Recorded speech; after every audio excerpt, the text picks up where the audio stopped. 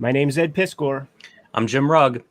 and Jimmy, we have an amazing guest in the house today, man. A singular creator, the great Felipe Smith. He's done stuff on Ghost Rider, and that's all gravy, man. But this dude cracked the code. He was able to penetrate the manga market with a Western sensibility, and I think that might be the bulk of our conversation this go round, man. Felipe, thanks for coming through. Yo, what's up, guys? Thanks for having me. This is a long time coming, man. At this point, Jimmy, correct me if I'm wrong, but I don't even think we chatted with one person that had any work go through TokyoPop. I think that's right, Ed. It's we've talked a lot about you, Felipe. You know, you've done some stuff that we don't know any other cartoonists that have done, and TokyoPop's maybe a good place to start. Ultimately, we're going to get to you doing actual manga in Tokyo, but is TokyoPop the beginning of that journey for you? Yeah, actually, TokyoPop was my first shot at getting published with my own work. The first time I ever got published, I actually owe to Dan Frega. Back when I was in college, he had a book called The Gear Station, and I met him at Wizard World in Chicago. I went to college in Chicago. I went to fine art school at the School of the Art Institute, SAIC. And at my school, comics and animation were considered garbage and not art. So my training started somewhere where what I did was not considered like really that great at all. But because I grew up, because I went to fine art school, I learned a lot more about like theory, art theory, and the way you can use certain readily understood devices, visual devices, and narrative devices to let your audience know where you're going, and then actually turn that on its head or do something else. Like I learned that like we visually understand certain things that are part of our culture, and you can use that to any effect you want. You can subvert it, you can do whatever. And I think that's what I took from art school the most, is just theory. But then practice of drawing and looking, I think all of us kind of, we look at stuff from when we're little, and we know we attach to certain things that we like, and that part becomes part of our style. Yeah, TokyoPop was the first time I entered Rising Stars of Manga, which was it was a contest where you drew a short manga story, and then the number one prize winner got a 3-book deal with TokyoPop. So I had already had experience going to Comic Cons and showing my work, and everybody just said like, you're never gonna work in comics. And part of the reason why is because I actually lost interest in superheroes like around 15. So like I never stopped liking to draw, and I always liked stories, but the stories I found in comic books like just wouldn't retain my attention because I'd seen them already before. Like they were about, you know, good and evil, and, you know, heroes and what it means to be heroic and all these things, which like I felt like I understood and didn't interest me anymore. And so I would follow, right. And so the Rising Stars of Manga was a contest that gave you a 3-book deal with TokyoPop. Let me cut in just for a second for anybody that doesn't remember TokyoPop, you know, younger viewers. TokyoPop was, I remember them from the early 2000s, whenever comics started to really push into bookstores and manga started to become more popular. TokyoPop was an American-based publisher, I believe. I don't know if their origins were in Japan, but they started to publish a lot. And for a couple of years, like Becky Cloonan was published there. Sophie Campbell, I believe, had a book there. So there were these American cartoonists who were influenced by manga that young cartoonists started to be published through TokyoPop. And at one point, it seemed like they were publishing a lot. And then they kind of went away relatively quickly. But they were the early days into like the bookstores, bringing manga into a more main American comics mainstream. Super interesting publisher. They burned brightly for a short time. Didn't have the best reputation. So maybe we'll get into that, but keep going, Felipe. This is great. Yeah. So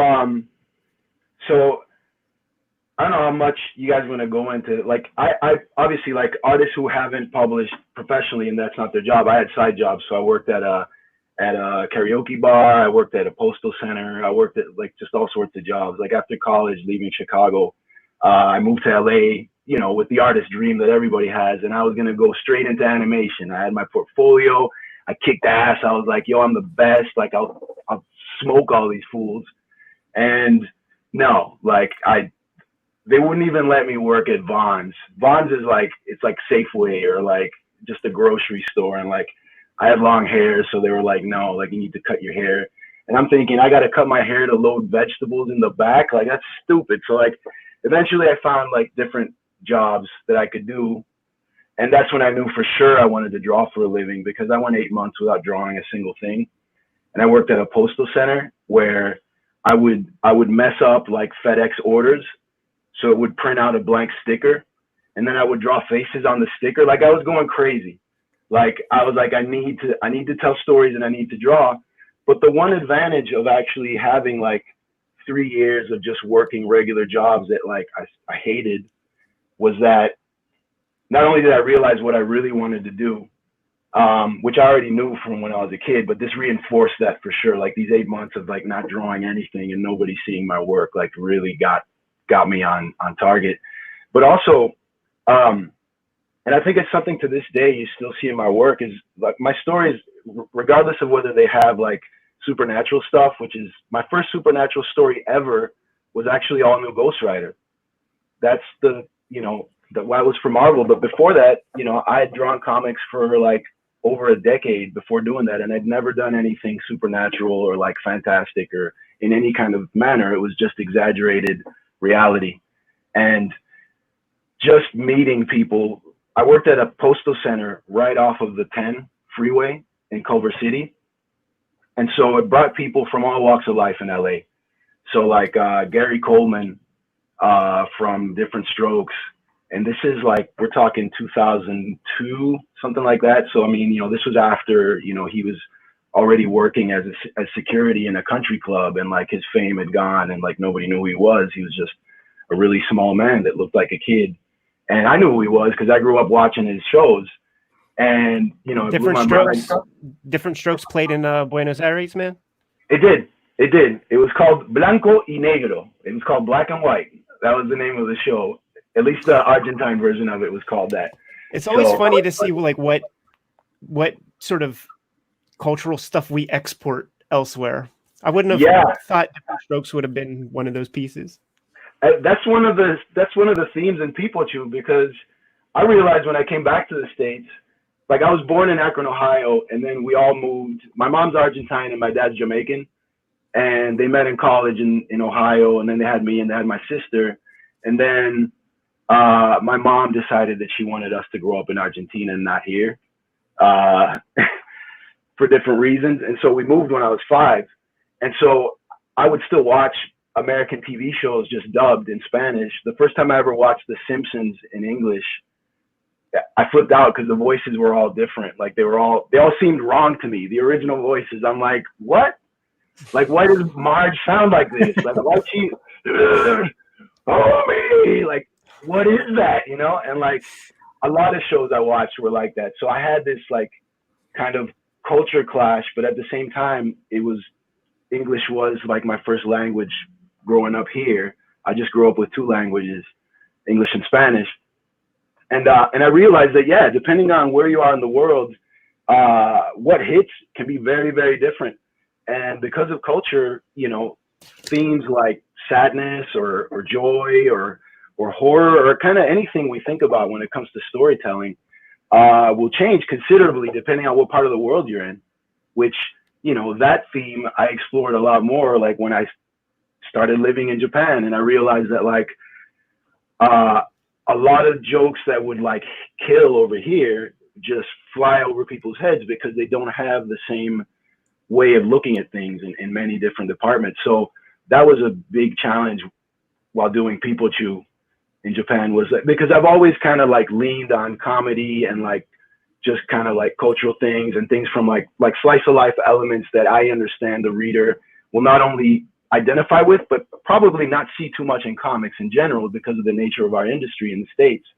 So like those were kind of like weapons, like tools I had to like really like feel like, okay, I can do something different here. Like you can read this stuff and feel like it's written by someone whose work you haven't read before or something that you might want to get into or like seek out more within like the comic book medium.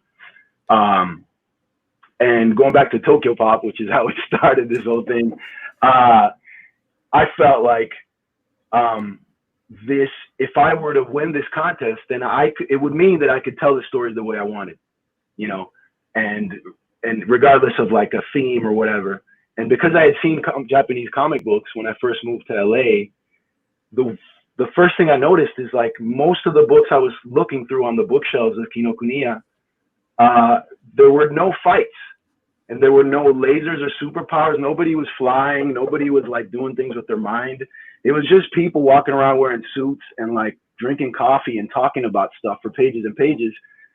But somehow it was really entertaining. And at the same time, looking at the bookshelf, which was a series spanned like 65 volumes, I was like, yo, like there is a place for this kind of story. People want to read this. Like, and you don't need to throw punches or do, you know, any of those things to entertain. There's other ways of doing it as well. And like, I was all about that. So I decided I need to learn Japanese. Like I'd gone to comic book conventions, showed my work. It just displayed, you know, kids hanging out in, you know, like convenience store parking lots and like drinking 40s and talking shit and then getting into a fight. Or like, you guys actually had somebody, you interviewed somebody recently whom I showed my work, and I walked up to him and said, hey, like how old was I? I was like probably like 22. So that was 20 years ago. I turned 42 last week.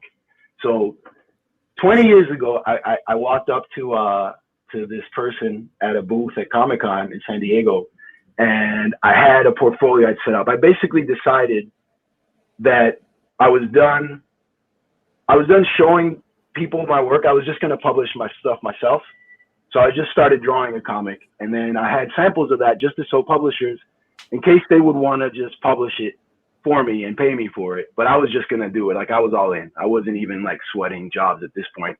I already worked at a Japanese karaoke bar, which was where I started learning Japanese on my own, because everybody who worked with me was Japanese. They were internet, you know, students, the college students who were here for either like language school or something else. And so the owner was Japanese, and so they could work there, you know, without having like a work visa or whatever. And the menus were in Japanese, and half of the customers were all Japanese. It was part of West LA. It's called Sawtelle, and the karaoke was at Olympic in Sawtelle. And now it's called Little Osaka. In LA, we have Little Tokyo, which is downtown LA, which has like a little area that has Japanese shops and restaurants and like clothing stores and stuff like that. And then there was like a smaller one on the west side of LA, like near Santa Monica in that area, which is called Sawtelle, and which they call Little Osaka, which is like the western second city of Japan, right? And that's where I started working at a karaoke and started learning Japanese, because I realized if the only chance for me to do things, at least what I saw back then, was the only chance for me to do things the way I wanted was to learn a new language and a new culture and go to an industry that's the largest industry in the world and therefore has, you know, a vast readership that can support it, right? Because the comic book industry in Japan rivals their movie. And I mean, I don't know nowadays, but when I was over there, if I'm not mistaken, the comic book industry generated more money than the movie industry. To illustrate just an easy comparison for the audience out there, there's a dojinshi festival out there called Comiket that the guys that I was hanging out with out there, they said that the circulation of bodies that come through Comiket every November, 750,000. San Diego Comic-Con might hit 250,000. And that Comiket festival, that's for amateur publications. So that's not even like where they bring out like the heavy hitter mangaka like Urasawa and that. So that is like the market in Japan compared to the US. Didn't mean to cut you off, man. No, not at all. Let me continue what you just said. I think it might be a fact that most people might not know. Komike is a dojinshi convention, and publishers, editors from like Kodansha, Shueisha, Shogakukan, Basically all the major publishers used to go to these conventions to seek talent, you know, to offer contracts to some of these people, because these people, you know, they do professional quality work, and the publishing, the printing, dojinshi printing is next level. If you compare it to like the ash cans we make here at Kinko's or whatever, dojinshi have like any type of paper you need, the binding, they got perfect bound, they have staple, they have, you can do a graphic novel, you can do anything. Right now you can do that here too, online. But that started way a long time ago in Japan. So you would see stuff that you'd be looking for, like which publisher had put it out, and it was just the person who put it out. And you know, it had, and because they sell so well. I'm sorry, were you going to say something? I can continue this after that. No. I was just going to say that they said that there were actual printers that only print dojinshi. Like that's their whole business model. Is there are paper mills and print factories that just do dojinshi. This is like my wildest dreams, you know, as a zine maker, as somebody who likes making this stuff himself. Yeah. As soon as I started to hear about this, it just really caught my attention for all those reasons. It sounds incredible. Right. Well, also both of you guys you got your aesthetics really planned out when you make your work. And so that's part of like the flavor of what you're putting out. It's in the design as well. Like for both of you, like I've seen, you gave me a bunch of your books, Jim, at one convention. I think it was the first convention I came back to the States. It might've been like 2010, if I'm not mistaken. That sounds right. Yeah. And thank you, by the way, they're awesome. But what I noticed was every book, depending on like what it was, had its own style with it. So sometimes you'd have like ballpoint pen drawings or like colored pencil or crayon or whatever, and it would get like really rough, and like, or it would be like kind of super polished from like a certain era, and like with the stylings of that era, fashion and like, you know, jargon and whatever. And like, that's something that working with bigger publishers here can sometimes, depending on, you know, what creative team you have, can be easy or really hard, you know. But if you have a whole, you know, publishers that just cater to people that want to do their own thing, that is like their own identity on paper, bound, that's what you have over there. And that's why you have so many different things. Like that's what made me, when I first moved to LA, realize that like, okay, I want to do this. I thought I want to learn Japanese because I want to be able to read more about this, because I would see notes and all these sketches and I'm like, what does this mean? Like if I could only read this. And this is the thing, this started when I saw the first Capcom Street Fighter art book, right? I was still in college. And I had a roommate and his name was Shuichi. And I would always bug him, like, what does this say? What does this say? Because I just thought, like, if I knew this, I would be such a better artist. You know, it would be like pointing at like Ryu's like bicep and tricep, and it would have like a little paragraph worth of notes. And I'm like, you're making notes off of like this dude's arm? Like, what is this?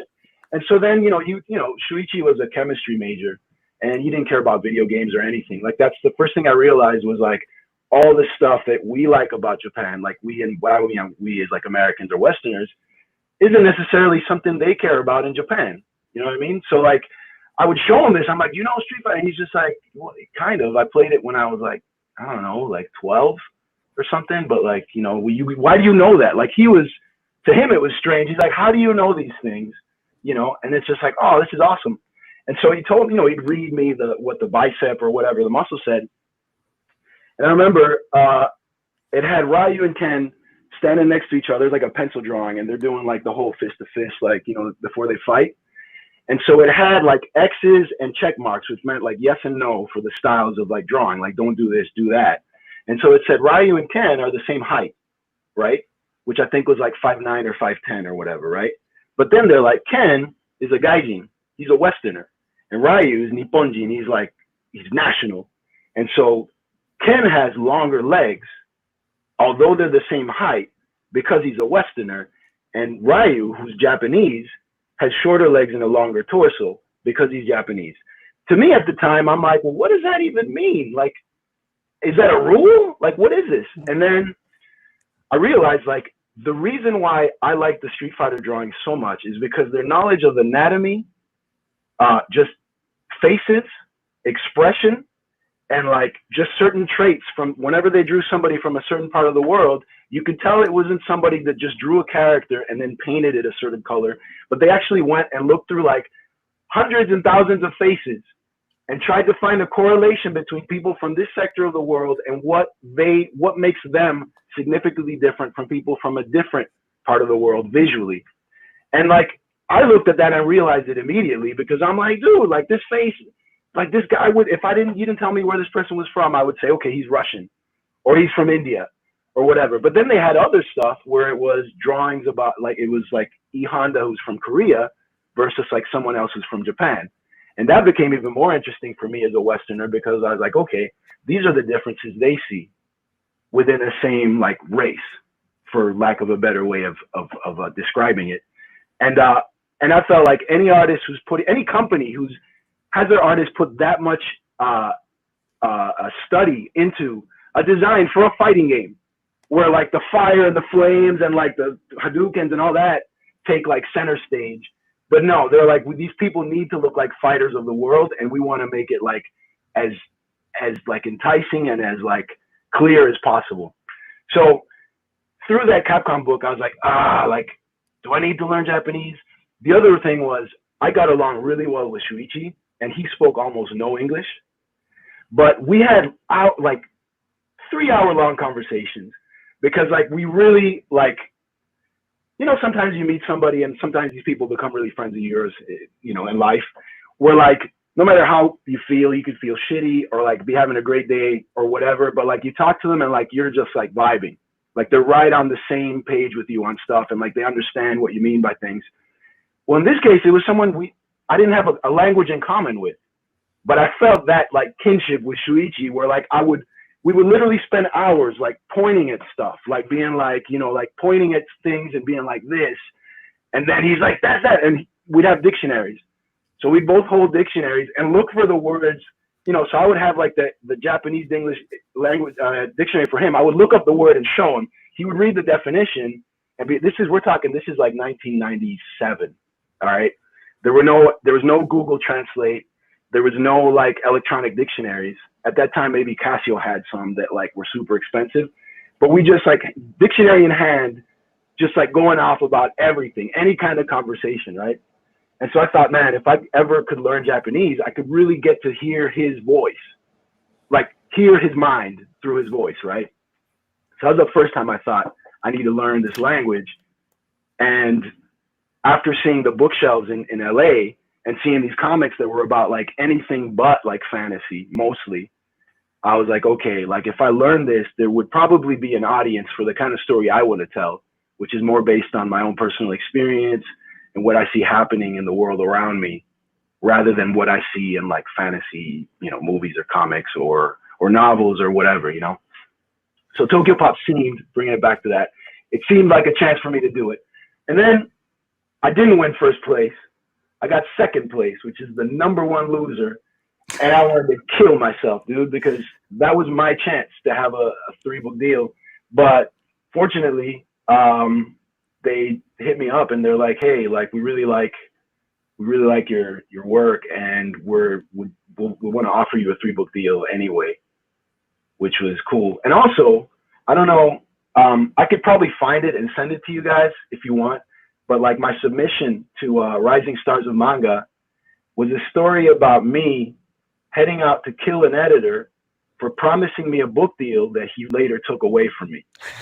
So it's a 15-page story, and it ends, basically it is me wanting to tell stories that have nothing to do with superheroes or robots or vampires or time travelers or anything like that. And the editor tells me nobody wants to read this bullshit about gangbangers and like assholes cursing all the time, and it's got too many like nude scenes and like sexual connotations. And he's like, nobody's gonna read this. Bring me back something that we can turn into a hit, because the stuff you do is garbage and it's not manga. Like that's how the story starts. And so the story is me giving all my belongings to all my roommates and my friends, and then a friend of mine, and this is all real people in the comic. It says, you know, it's coincidental, but it's not. It's my roommates, and this editor is an actual person, and actually did get offered a contract that did get pulled after I drew 70 pages of a graphic novel that nobody's ever seen, that I still have and eventually I want to publish. But I give all my stuff to my friends. A friend of mine who worked at a karaoke bar, our competition, the karaoke that I worked at's competition, saying, hey, somebody told me you bought a gun from D. Like, what are you doing? And then, you know, it's my character's like, well, he promised me a deal. Like, I'm tired of like eating shit and working these bullshit jobs. Like, I was made to fucking do this shit and nobody gets it. And like, I'm tired. This guy offered me, you know, like an artist off the rails. And I'm heading off to kill this guy because I've had enough. Like, this was my only chance to ever get published. And it's an exaggeration of the way I felt at that time. You know, I started comics professionally pretty late, you know, at least compared to a lot of people I knew. Like, I was already 25. And you know, and especially in the States, you know, making it's like, you got to be young, you know, like it's kind of a cultural thing. Like, you know, you got to blow up. Like, it's getting younger and younger now. It's like, you got to be like 16 and like killing it, and you got chains and all this other shit, which is something I noticed in Japan is very different. Like, you can like, there's time for things, and they actually, the window is broader too. So like, as you get older, you're not like missing chances. You just have a different bracket that you can succeed in. Where over here, it's like, you got to make it big young or else like you're over the hill, right? So you know, and I ride my bicycle to the editor's office because I didn't have a car and I didn't have anything. It was all real life stuff. And then when I get there, the editor, and I painted him like this disgusting creature, like he's like watching animated porn and like it's like schoolgirl stuff, and like I totally, his name, you know, you enter the office and he's got like a little plaque on his desk, and his name is Oketsu Kitanai, right? But Shanai Oketsu, like that word in Japanese means filthy ass, but it sounds like a Japanese name to somebody who doesn't know. The editor who promised me that, he ended up seeing that story and he was like really upset. He had somebody call me to say that he was like upset about it, which, I mean, I killed two birds with one stone. Like, I got back at that dude for being a piece of garbage. And then luckily, I got a book deal out of it. The way the story ends is he tells me, he insults me and my basically the things that I want to create, telling me they're garbage, they're base, and they're disgusting and uneducated and all these things, and they're not manga, which was his point. And then he says, come back when you have something I can sell. And then you see my character reach into his pocket, right? And so I have a full page of like the withdrawing of the pocket, you know, like this guy's going down, like, and then when you flip the page, it's a one page of this. So instead of pulling the gun out of my pocket, I decided to pull this out. And then the last page is me riding my bike back home like a loser, but it says, this guy has no business being an editor. He doesn't know what manga is. Manga is not about cute girls or robots or cat ears. It's about expression and about bringing your own true message to a readership. So I decided not to kill him and just keep fighting. And luckily that got me accepted. Some people in TokyoPop thought I was an asshole who was pushing it for doing a story like that. I mean, it's a contest. You're trying to get a job from these people. But like, that's the way I felt. And that's the way I felt about the industry at the time too, because when I started doing comics, there wasn't even cursing in comics. Like, a lot of things, like the dialogue didn't sound like real people. To me, it just sounded like comic book dialogue. And it was just something I was really upset about. I didn't want to do that kind of stuff. I wanted to do what I wanted to do. And luckily, yeah, they gave me a shot, and I did this 3-book story called MBQ, which is out of print. And I could talk about that for like hours.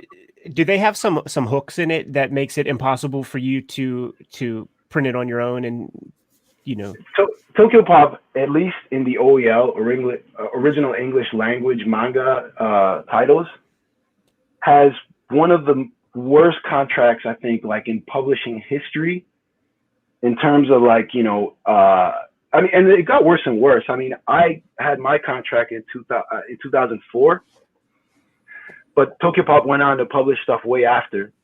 And from what I hear, and again, I didn't look at their contracts, so I mean, this is by what other artists I've met have told me. The later contracts of TokyoPop before it like folded was basically a contract that said, we own everything you create, and were not obligated to even publish your name on the cover or give you credit for it. Like, that's how ridiculous it was. So mine wasn't that bad, but mine was bad enough that, like, I have no way of printing it or doing anything with it. And I mean, it's a story that, it's a pretty significant story for me because it's my first series.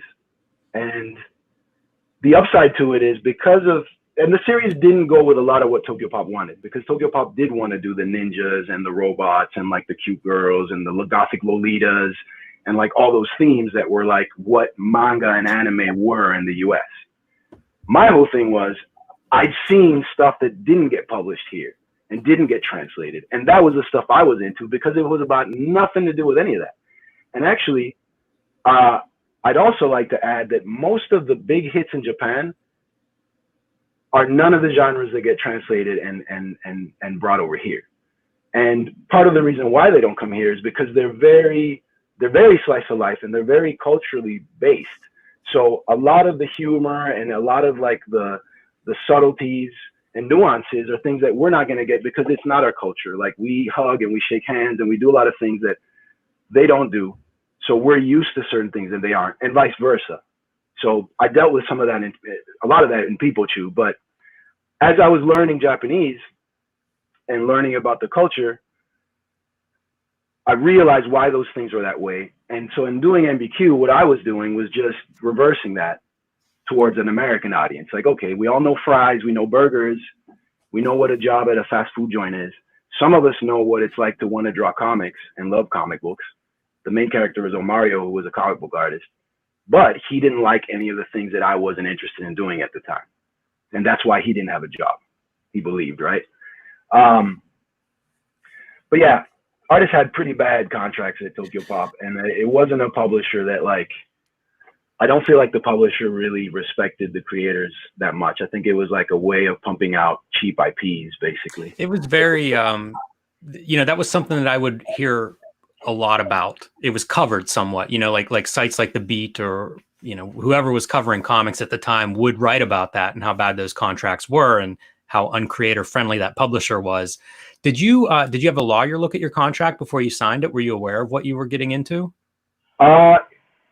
Like every first-time artist who knows nothing about legal matters when it comes to publishing, I knew I wanted to have some rights to the work. I knew I didn't just want to give something to someone. And I had a lawyer look at, I mean, I couldn't pay a lawyer. So like there was somebody who went to the karaoke bar I worked at who was a lawyer. And I asked if they'd please look at it. And they're like, so they gave it a look over. They said, okay, well, you get some rights because you share the copyright with the publisher. So on the page, it says MBQ copyright Felipe Smith and TokyoPop, right? So I thought, okay, well, I have the copyright. That must mean something. It means I'm not giving away my stuff. Like, I have a stake in it. But then what the contract did was, if you're a co-owner of something, then you can't do anything without the other owner's consent and vice versa. So you just cancel each other out. If you want to do something with it that they don't want to, then they're just like, no, and that's it. So it's kind of the same as not really having it. And then if you look at royalties, you know, you have gross and net. So gross is off of every single unit sold. If you get gross profits, it means if something gets sold, you get something. Then you get net. And net takes into account anything the company wants. Lunch, dinner, convention, like booth setup fees, my dry cleaning, like whatever you want, you could put into net and be like, these are business expenses, and until these are covered, we cannot give you royalties. So like the contracts were fashioned in that way. So it's an assured, you will never receive any royalties. Yeah, I feel like that's the entertainment industry, and especially film is known for that. You know, like these super blockbuster movies, when it comes to the accounting, it's like, no, that's still not profitable. You're still not getting any of that net percentage. You know, they never get into the profitability. Felipe, were you aware of like alternative comics? You know, the like Fantagraphic stuff, you know, 8-Ball, Dan Clowes, Chris Ware, any of that stuff? I did not. I didn't find out about about indie comics until I came back for college. And I think Chris Ware is from Chicago, if I'm not mistaken. I think he went to the school I went to. Yeah. Just before me. But the stuff I saw, like art-wise at the time, didn't attract me. So like I was in this weird spot, and I still realize it nowadays. Like I have to force myself to look at stuff that might not be my aesthetic. Like I'm being very mindful of it nowadays. Looking at things that like I have like a gut reaction to be like, I'm not going to look at that. And like it's a true disservice to myself to do that. And like I'm very conscious about it right now. But like when I was in college, I liked pretty mainstream stuff in terms of the look. Like, so I liked, video game shit and like Street Fighter, and like my comics that I liked. I mean, I started late in comics, and I liked McFarlane when he was ending Spider-Man. Like I discovered McFarlane when he was finishing his Spider-Man run and about to like move to Image. And I like Jim Lee's X-Men, and like, Frank Miller when he was doing Sin City. And I like Simon Bisley. That was like my guy. Like back in the day, that was the dude for me, and that was it. And so then anything else that didn't look like that, I was like, forget it, which is like the dumbest shit you can do. But I've been like that for a while. Like my taste change, and then I just gravitate towards like whatever I'm into. So like the indie comic stuff, there were comic book shops in Chicago that like almost purely had indie stuff as the main thing. There's one off of like the Damon stop on the Blue Line in Chicago.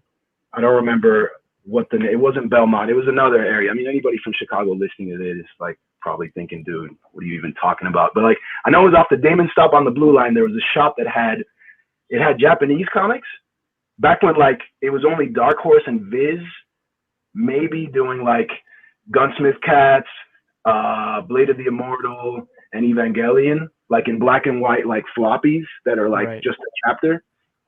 But they had other shit that you wouldn't find anywhere. And then they had like nothing but like Dan Clowes and like just tons of indie stuff. And Chicago Comics does too, off of Belmont. Chicago's a good comics town. That's a very rich town for comics. Yeah. You find almost anything there. Let's get back to MBQ. So your book's published. What happens next? What's the reaction to that? Is that the bridge for you to actually going to Japan? No, actually the comic got published, and it got like tons of really good reviews in like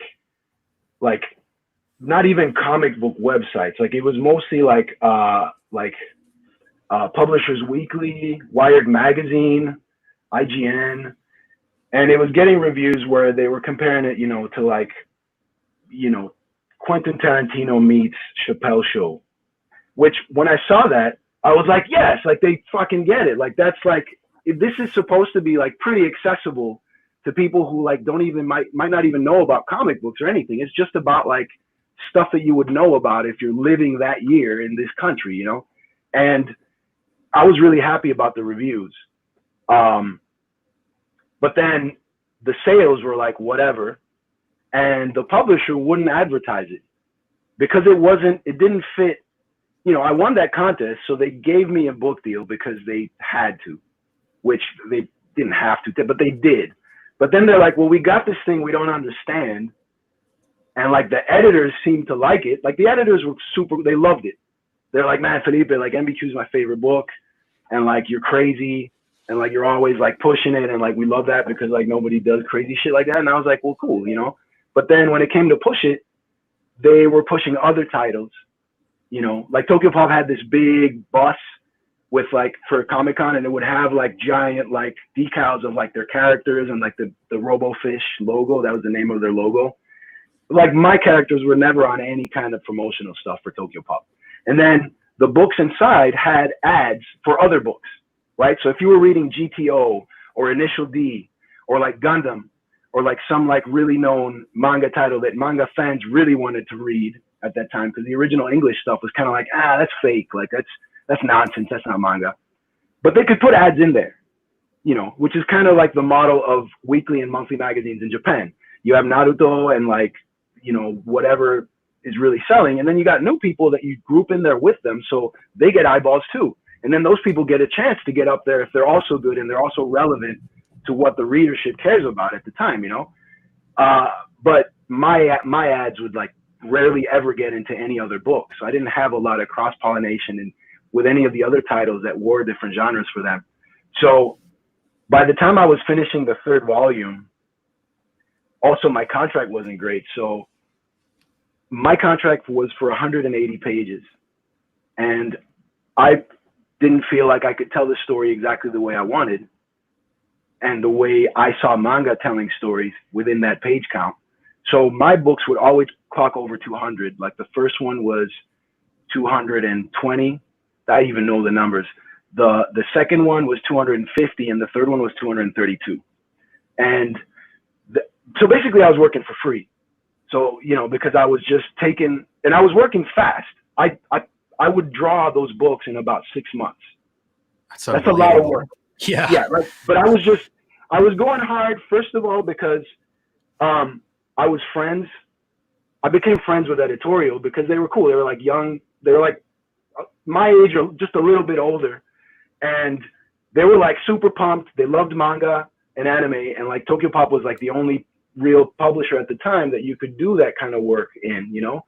And they really cared. We were their first artists. So they were like, oh, we're going to take care of you. And like, what is your story about? Like, we're going to make this the best thing possible. I got super lucky. My editor was Luis Reyes. That's why Robbie Reyes is Robbie Reyes for All New Ghost Rider. It's my first editor's last name that I gave to the character I created for Marvel. And interestingly, the editor that reached out to me and said, let's try this guy out, who nobody knows in comics in the States, but I think will do something cool, was Mark Panicia, who's an editor at Marvel, but was my first editor at TokyoPop before leaving for Marvel. So he fixed the contract for me and then handed me off to Luis Reyes to do the series. So like, and then he went to do like mainstream comics at Marvel, but he never forgot me. And he was like, when it's time to like revamp, do a new Ghost Rider that's different, like let's get somebody who's like different, like doesn't do this type of stuff, to see what he comes up with. But yeah, the editors would tell me, we'd go out to bars. I was super broke at the time. The contract was not very good at all. And I just unknowing, like I was just stupid. I had no idea. I worked making tips and like at a bar. And like, that's how I figured, okay, I can pay rent if I work like these nights and whatever. But all of a sudden I got a contract where they would give me like milestone payments. Like after, you know, you do a couple of chapters, you get this much. And it'd be like a chunk of money, which wasn't huge. But for me at the time, it totally was. I was getting a check that, like, I had 4 roommates. I was getting a check where I would have rent covered for like 4 months. That's how low my rent was too. So like, because it wasn't huge payment. But I was like, oh, okay, so I could pay my homies to help me with like tones. So I did that. Like I was like, yo guys, like I'm balling. Like I had no idea about money or how much, like I didn't even know. But I was like, yo, like you got laid off, don't even worry about it. Like, come on, like you'll do tones for my shit. And then like you too. And I had 2 of my buddies and I was paying them to help me with tones. And after that first book, I was fucked. Like I had no money. Like I was like, I can't do this. Like I barely have money to pay my rent. So then I had to like, I had to hire one assistant who lived in another country to help me with tone the books because I could pay him what I could pay him what I paid them here, but it would be way more, it would go way farther for him in his country. So I did that. And being cool with the editors, they would invite me for drinks later because they're like, oh, you're broke, Felipe. So like, let's go for drinks. And we go to a place that was like, you know, walking distance from the TokyoPop building. And then, you know, people get drunk. And this later on became a thing in Japan. Like when people got drunk, I started learning a lot too. People get drunk and then they say what they feel and that they trust you and they're comfortable. And then they just like, you know, they got to like just break it down for you, right? Because they're like, man, Felipe, like, you know, like just drunk talk, right? They're like, man, you're so talented. Like, you're like a visionary, bro. And like, man, it just pisses me off that like you're getting boned. Like they're just screwing all you guys so hard at this publisher. So like, I'm buying all your drinks tonight. Don't worry about it. And me, I'm not even drunk yet. And I'm hearing this shit, and I'm getting like crazy worried, dude. I'm like, ah! So that's why I drew my book so quickly too, because I'm like, I need to at least get this printed. If I do all this shit and it doesn't get printed because like they just decide to drop OELs, I'm screwed. So like the person who won first place in Rising Stars of Manga, who was given the original like 3-book deal, I put out my 3 books out before he put out his first. That's how like desperate I was to get my work out. I was like, screw this. Like I don't even know if this is going to stay this way. They might just take this chance away from me at some point for some reason. So like, I just got to grind. So I did those books, each volume in about 6 months.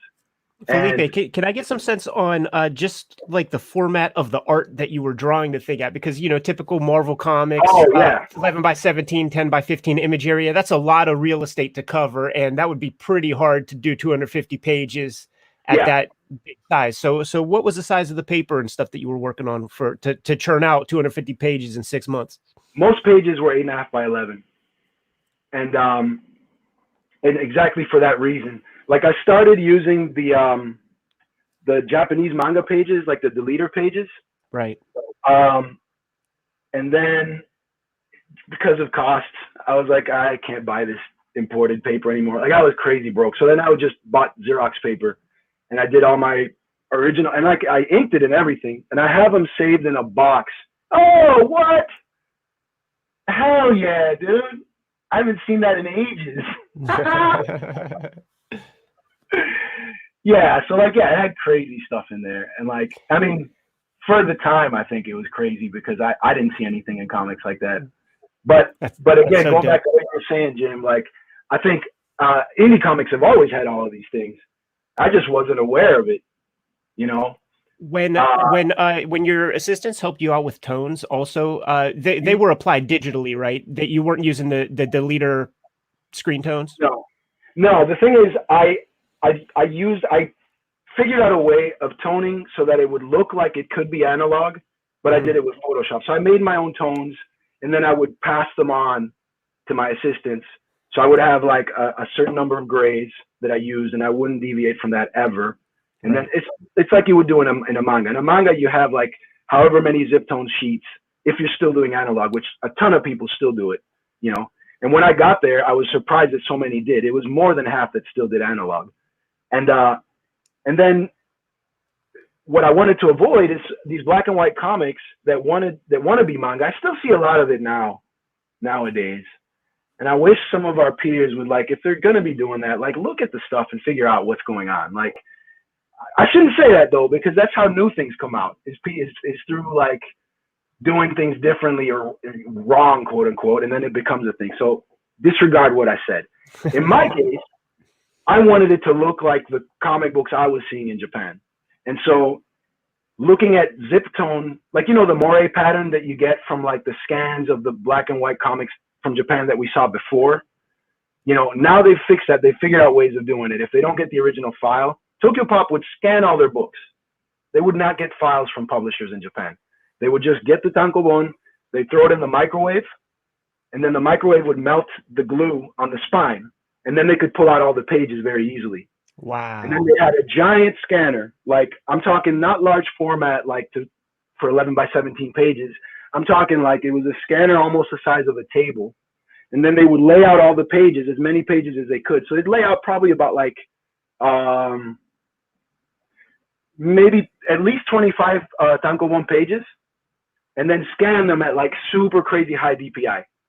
And then the scanner would register edges, and it would like it would make the moire patterning way minimal, you know. And that's how they did it, right? So I just looked at the tones and then figured out how I could make it look like that on Photoshop. And I tried different dot patterns and stuff, and that's how I did it. But yeah, it was all Photoshop. There was no real tone being used. One other piece I want to make note of is you learned Japanese without going to a college class, like just from immersion. Yeah. Wow. Yeah. Well, what I did was how long did that take? The thing with Japanese is that the grammar is very different from English, or like I grew up with English and Spanish. So I was lucky in the sense that like I can speak and think in English, or I can speak and think in Spanish. So I'm not never translating what I'm saying. It's just going, you know. And I think a lot of people, when they learn a language, what they try to do is think in their own language and then translate into the other language. And so, you know, it makes it hard. But when I started working at the karaoke, I told my coworkers, like, hey, like the boss at the karaoke asked me, you're a college graduate, like there is no career in karaoke box. Like what, we pay minimum wage here, and it's mostly college students that, you know, just, you know, they're Japanese. So like they feel at home here working with all Japanese people. Like you could work anywhere else. And I told them, well, I need to learn Japanese fluently because I'm a comic book artist and nobody wants to publish my work here in the States. So like I need to go to Japan to publish. And he looked at me and smiled and he was like, there's no way in hell you're doing any of that. He didn't say that, but like he just kind of smiled. And the thing is, he's a musician too. And he had a band for a while.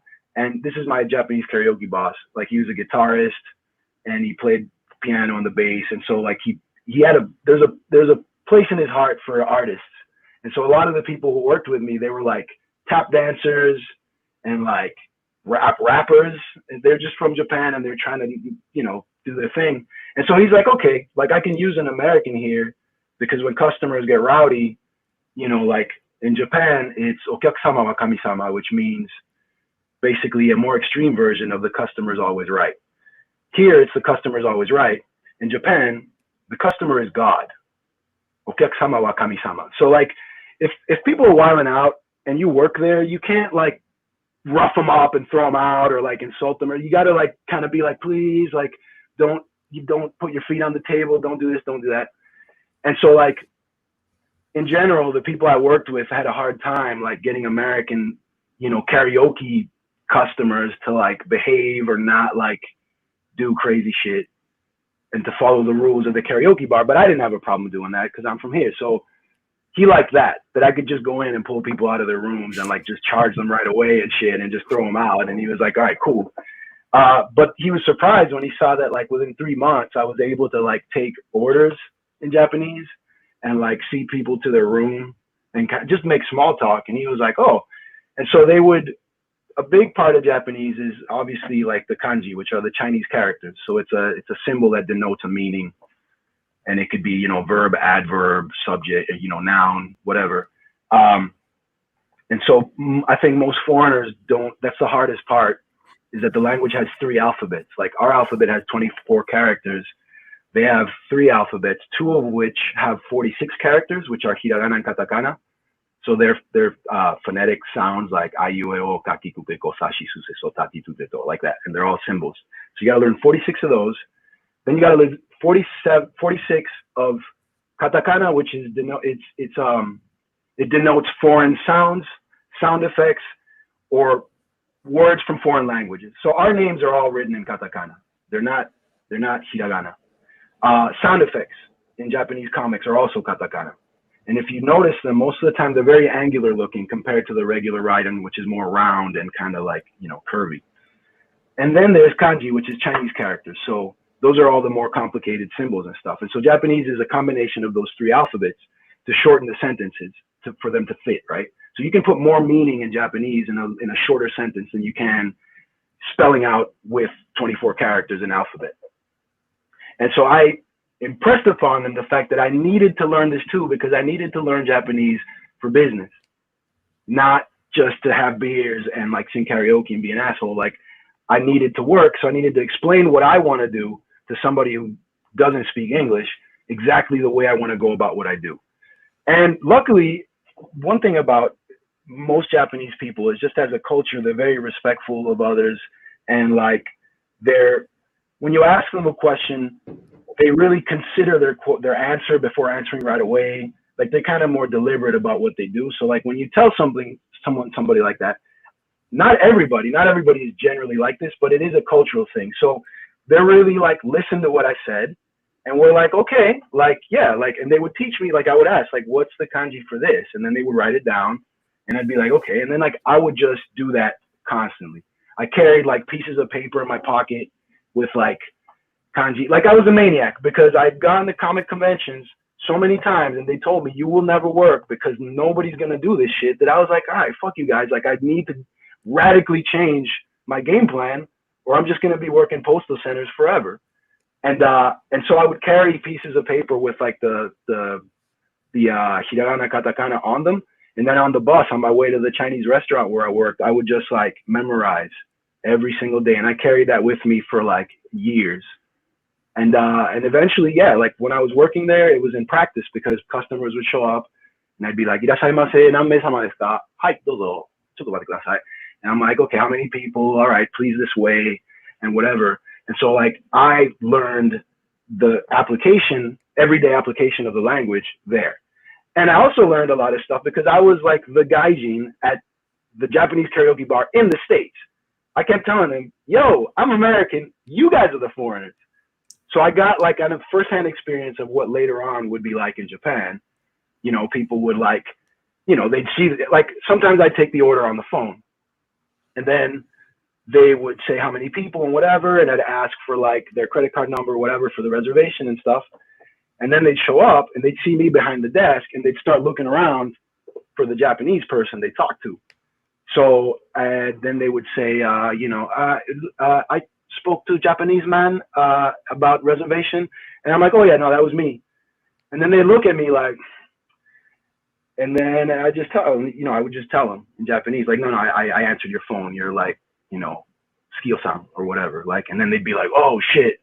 So I kind of got things where people would just talk with me there and they talk about me and talk shit or whatever. So like I would get that part too. And so I learned a lot about how communication works and like how they think about things and how they do things as well. So I was really lucky that like everybody I worked with were super helpful. They believed that I was serious about what I was doing. So they would like sit down and write shit for me. And then I'd be like, oh, so this is this and that. But as they saw that I was picking it up, they're like, all right, cool. And then eventually I got that TokyoPop contest. All right, they gave me the 3-book deal and like people were pumped. Like they were like, yo, remember the dreadlock foreigner at the karaoke bar? Like this dude, he's doing it. Like he's drawing comics now. Like he wasn't lying. So that was kind of a little triumph there, dude, because it was pretty cool. People were like, dude, you don't draw comics. Like why are you working here? They'd tell me like, yeah, お前さ、Felipe, お前漫画全然下手くそでしょ? なんでカラオケ屋でバイトしてんの? They're like, yo, you gotta suck at comics. Like, why are you working at a karaoke bar? Like, you know you suck. Like, they would talk shit to me like that. And then eventually, like, when I got the deal and, you know, they were like, oh, you know, well, yeah, he's doing, but that's like TokyoPop, you know, that's cool. When I went to Japan, that shit was crazy because people in the Japanese community in West LA kept going to the karaoke and like those businesses and stuff.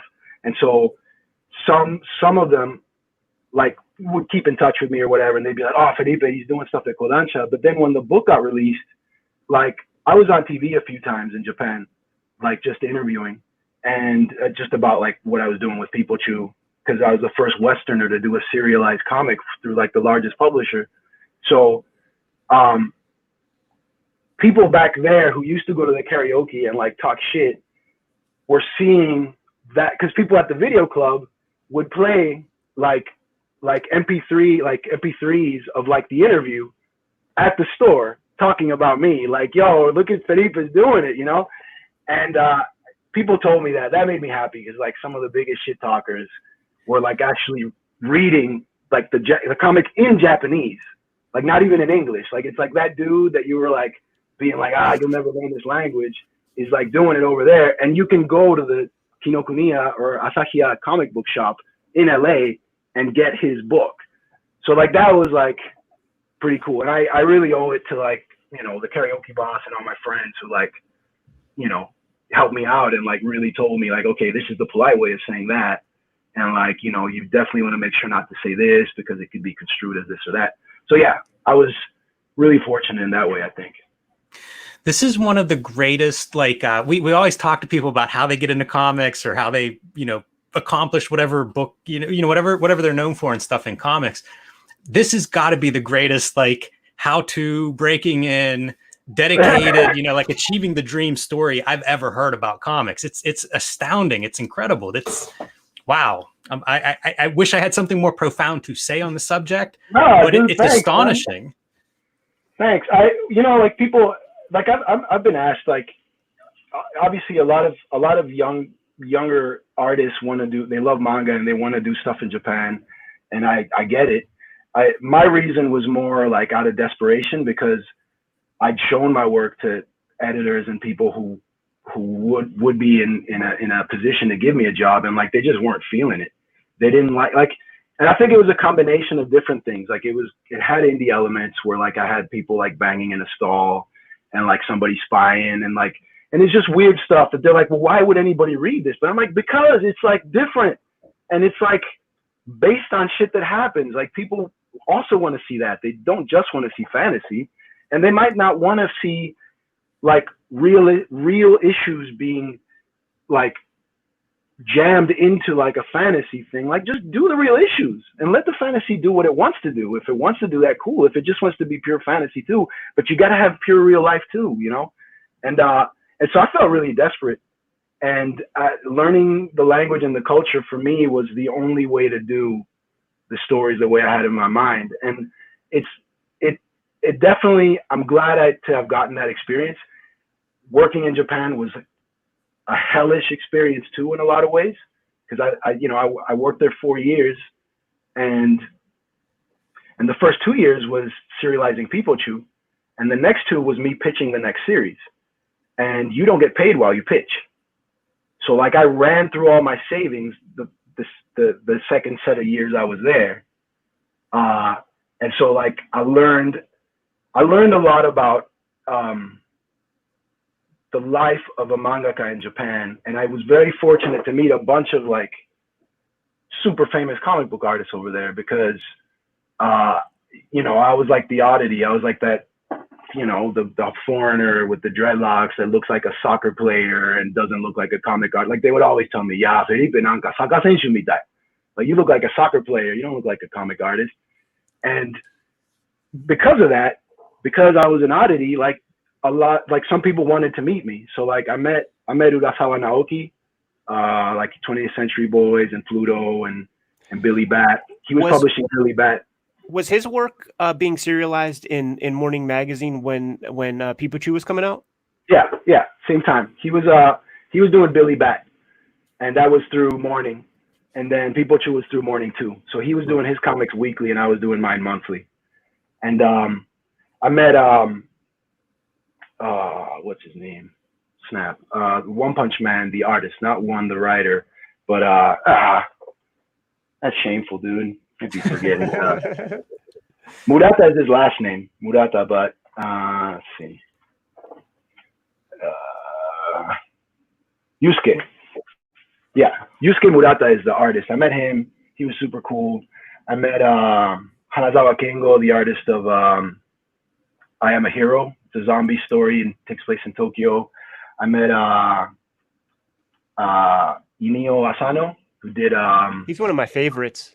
Okay. Of my peer group, okay. He's one of the people that sort of transcended and has work translated here, but his stuff's amazing. Mm-hmm. I discovered him, and I discovered everybody that you just mentioned, with the exception of the One Punch Man guy from Urasawa's Man Ben show. Oh yeah, that's a good show. Yeah, it's a good show. So I got lucky to get my like personal Man Ben, because they would like sometimes invite me to their studio and show me how they did stuff. They're like, hey, this is how we do comics here. And like, I was obviously aware of like the privilege of the situation I was in. Like, there's no doubt about it. So like, I would always thank them and everything. Kawaguchi Kaiji is, most of his manga is about like government or military. And he was doing a series called Jipang in Morning, which was about what if the Japanese army, the current Japanese army, which is like minimized because of after World War II, but what if their ships somehow time traveled to World War II or some war in the past where now they have a military advantage, and like what would have happened? Like he would do stories like that. He would do stories about like American government adult stuff that like no kid was reading and that was like insanely popular. And this is how insanely popular it was. So you have an idea. Like One Punch Man is like a weekly comic, like Naruto, One Piece, all these are weeklies, right? Which means you have 7 days to do 18 pages, right? A week. And 4 of those days are spent planning with your editor the story. And they'll make you redo stuff. And like I went through that and I wasn't even doing a weekly, I was doing a monthly. And that's like, it could be pretty tough. Without like a language or cultural barrier, like without that even, like it's just a lot of work, you know? I was pumped about it because it's like somebody's willing to give this much importance to what I'm doing. It's like, yeah, thank you, is how I felt at the beginning. After like over a year of that, it was like, Jesus, like, please let me just publish this the way it is. It was like, I'm going to die. Like, I can't fix any more of this. Like, and their job is to just push and push until like, it's the most polished, like, you know, product that you could ever put out. And like, that has kind of an emotional and physical toll on artists. So I learned that while talking to other artists who were doing it in a weekly, right? Now, this guy, Kawauchi Kaiji, has been doing it for decades. And I think I believe he started maybe like in the like 80s, like the 80s or maybe late 70s. He not only did a weekly, he did a few monthlies as well. And he had 8 assistants that were at his house, and they lived at his house, basically. They would work from like, I think like 11 a.m. until like 11 p.m. And then he would take them all to dinner. They would all eat like sushi or like sukiyaki or like yuniku or like yakiniku. Like just, he would take them to like nice places. They would eat. He would cover that. He also covered their daily like expenses. So it would be like their fee for the day for working as an assistant, plus like transportation, which I had to do as well. And I believe he covered their health insurance. Like he did it as their sensei. And his top assistant, who basically gave directions to all the others, was on salary. And I think he paid him about $100,000 a year. Like, this is all an independent, it's an independent thing. I mean, the publisher isn't putting any money into that. The publisher is just paying him royalties. So that's how many people read comics in Japan. And by the way, this guy, very few people in the States have ever heard of Kawauchi Kaiji. So, and he's huge over there. So I realized all these things when I got there. I was like, wow, like this is just very different.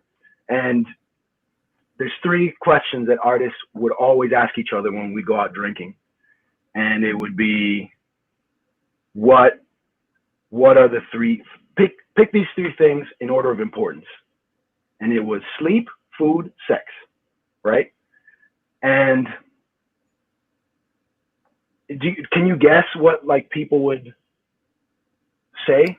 Sleep number 1. 100%. And then it would depend on the person. The other thing. Yeah, but like it was always sleep. It was always sleep, and people always looked tired as shit. And I was tired as shit too. Like I had like health complications coming from serializing at that pace because I didn't walk. Like I woke up, went to my desk and drew, and then like would get up and walk like 4 feet to the bathroom because I lived in a little like shoebox apartment in Tokyo. These apartments, they're studios, and sometimes they're efficiencies where like they don't have like their own bathroom or whatever. They're called mansions in Japan. Like that's the word for studio apartment is mansion. And I thought that was always hilarious. I would tell him like, you know what a mansion means in English, right? A mansion means a lavish, enormous, expensive living structure that can house tons of people and has many rooms. That's a mansion. This is an efficiency. This has barely the necessities and very little space, but everybody has a mansion in Tokyo. Everybody's a millionaire.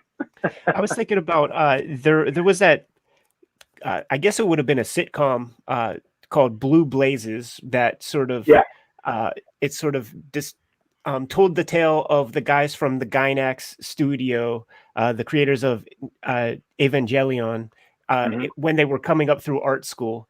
And one of those guys, the main guy who's a real person, but I forget, he did like baseball manga or something. He is showing his first names to editors, and every time there would be like a breath to be taken, you would see the editor sleeping with like a cigarette in his mouth, and like the ash is like super long. Yeah, I'm telling you, like going to doing your name uchawase, which is like your meeting for names, is like can be one of the scariest, like most like the scariest moments, because when you bring it for the first time, you know, like it gets accepted, you're like, all right, cool. Like I get to draw, like I get to not sweat having this finished. Like you need to make your deadlines. There is no like, well, we'll move it back. Like if you miss deadlines, like they just cancel your series. You know, it's not like, oh, okay, because, and I learned that the hard way, but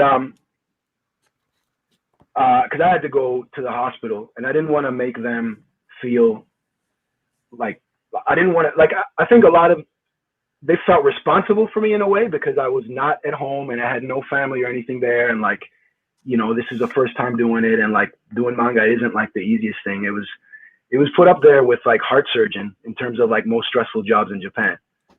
Sounds crazy because you're like, well, you're drawing comics. What are you talking about? Like a surgeon saving lives. No, it's the stress put upon you with your deadlines and having to be entertaining every week or every month, and to not repeat yourself, and to also work with an editor closely where you're talking to this person many times a week sometimes.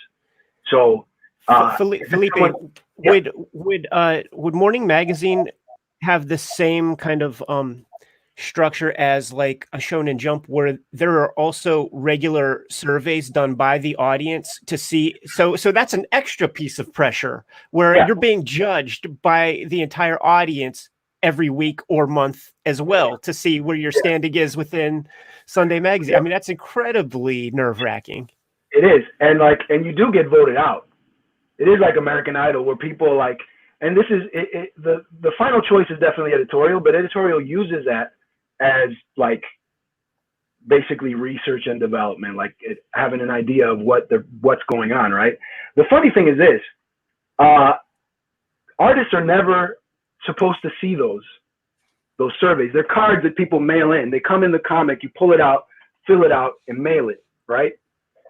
But like a junior editor, when I was doing PEEPO,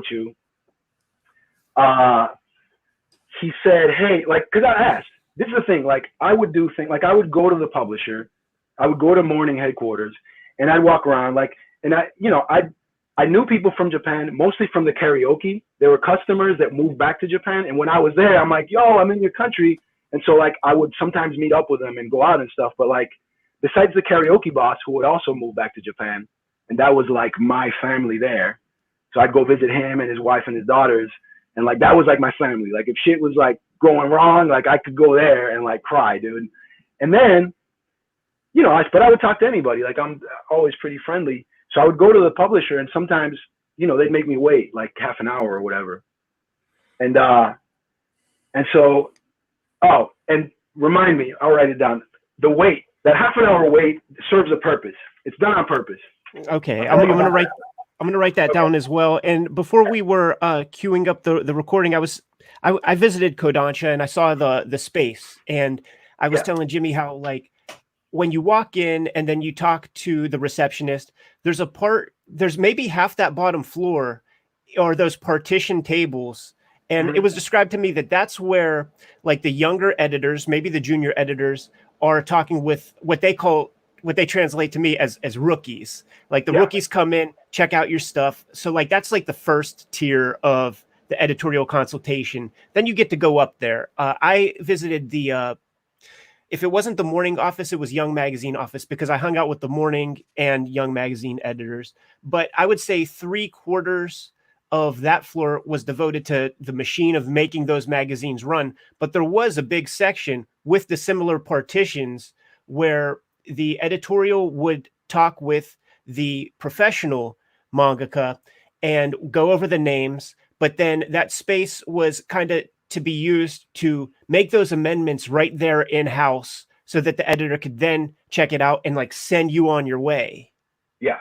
Is that the sense you would get? Is that sort of how it would work with you? Yeah, definitely. When I first went, they gave me like a trial, 10-day trial to see whether I would like be good enough to move to Japan and do this. And so when I talked to Shimada-san, which I believe you spoke to, because I saw a photo of you, Ed, with Shimada-san and Yukari-san, and who else was in the photo? I can't remember now, but yeah, I recognize all the faces because you had another editor there. I can't remember the name. He wore glasses and he had like curly hair and he had shorter hair in the photo than when I like worked with him. But yeah, like I would go there, we'd have our meetings and stuff. The what do you call it? The surveys that people send in, I would always see these stacks of cards on the editor's desk with like a rubber band around them. And so like I asked, like, you know, what is that? And I believe it was this editor whose name I'm blanking on right now. One of the people in the picture with me? Yes. Kato-san. That's his first name. And I can't remember his last name. I believe it was him. Maybe it wasn't. Just in case they hear this and he gets in trouble. It might have not been him. It was somebody there though. And I asked like, yo, what is that? And he's like, oh, like that's like the surveys, like for the people say what they think about stuff. And then he's like, oh, actually, we got the ones for PEEPO for your story, right? And I'm like, you want to see him? I'm like, hell yeah, let's go. So he brings them and he shows them to me, and I'm looking at them. And so basically, the consensus was that most people liked the art, right? Which is pretty important for comics in Japan. There is no particular style, but there are certain things that should be depicted a certain way for Japanese people to like get into it and like it, which was what it was explained to me. And I guess my art already had those things. That's why they're like, okay, like visually we can work with this guy. It's story-wise, can you do it? The other thing they said was they didn't understand the motivation of some of the characters. Now in PEEPO, we have a Western cast and an Eastern cast, and like the Western cast are Americans, the Eastern is Japanese people. And so the Japanese characters behave very Japanese, and it's something that I would constantly check with my editor to make sure that their motivations, that their lines, the things they say and what they do ring true to someone who was born and raised in Japan. The American characters behave like an American character from like their background would behave, and they speak the same way.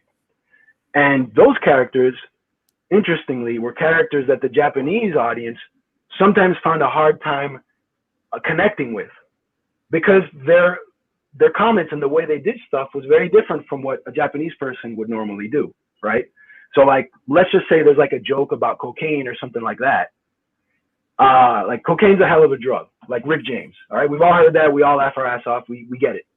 And probably most of us who laugh at it might have not tried cocaine ever, but like we get it and we understand why it's something you can laugh at. Even though people might die of cocaine overdoses or any of these other things, you know how to set those things aside to be able to laugh at this one aspect, because that's the aspect that's being pointed at. In Japan, a joke about cocaine is just gonna fall flat because number one, cocaine's illegal and nobody should be taking cocaine. And drugs are like a very serious thing in Japan. Smoking and smoking and alcohol is fine and they're socially accepted.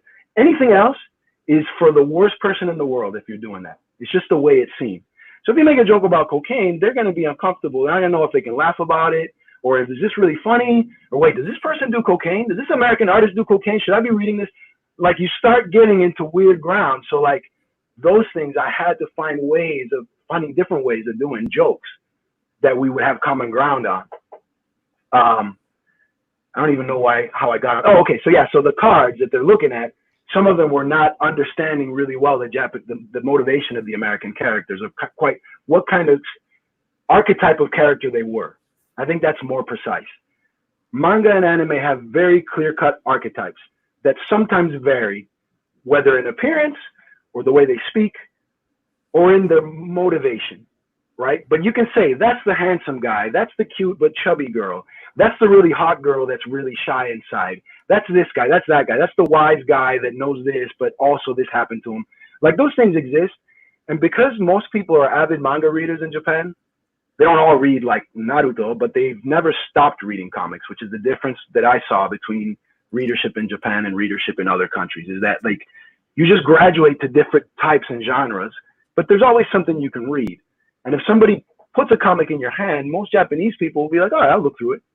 Try that here in the States. A lot of people feel real weird about receiving a comic and be like, no, yeah, I'm not into this, you know?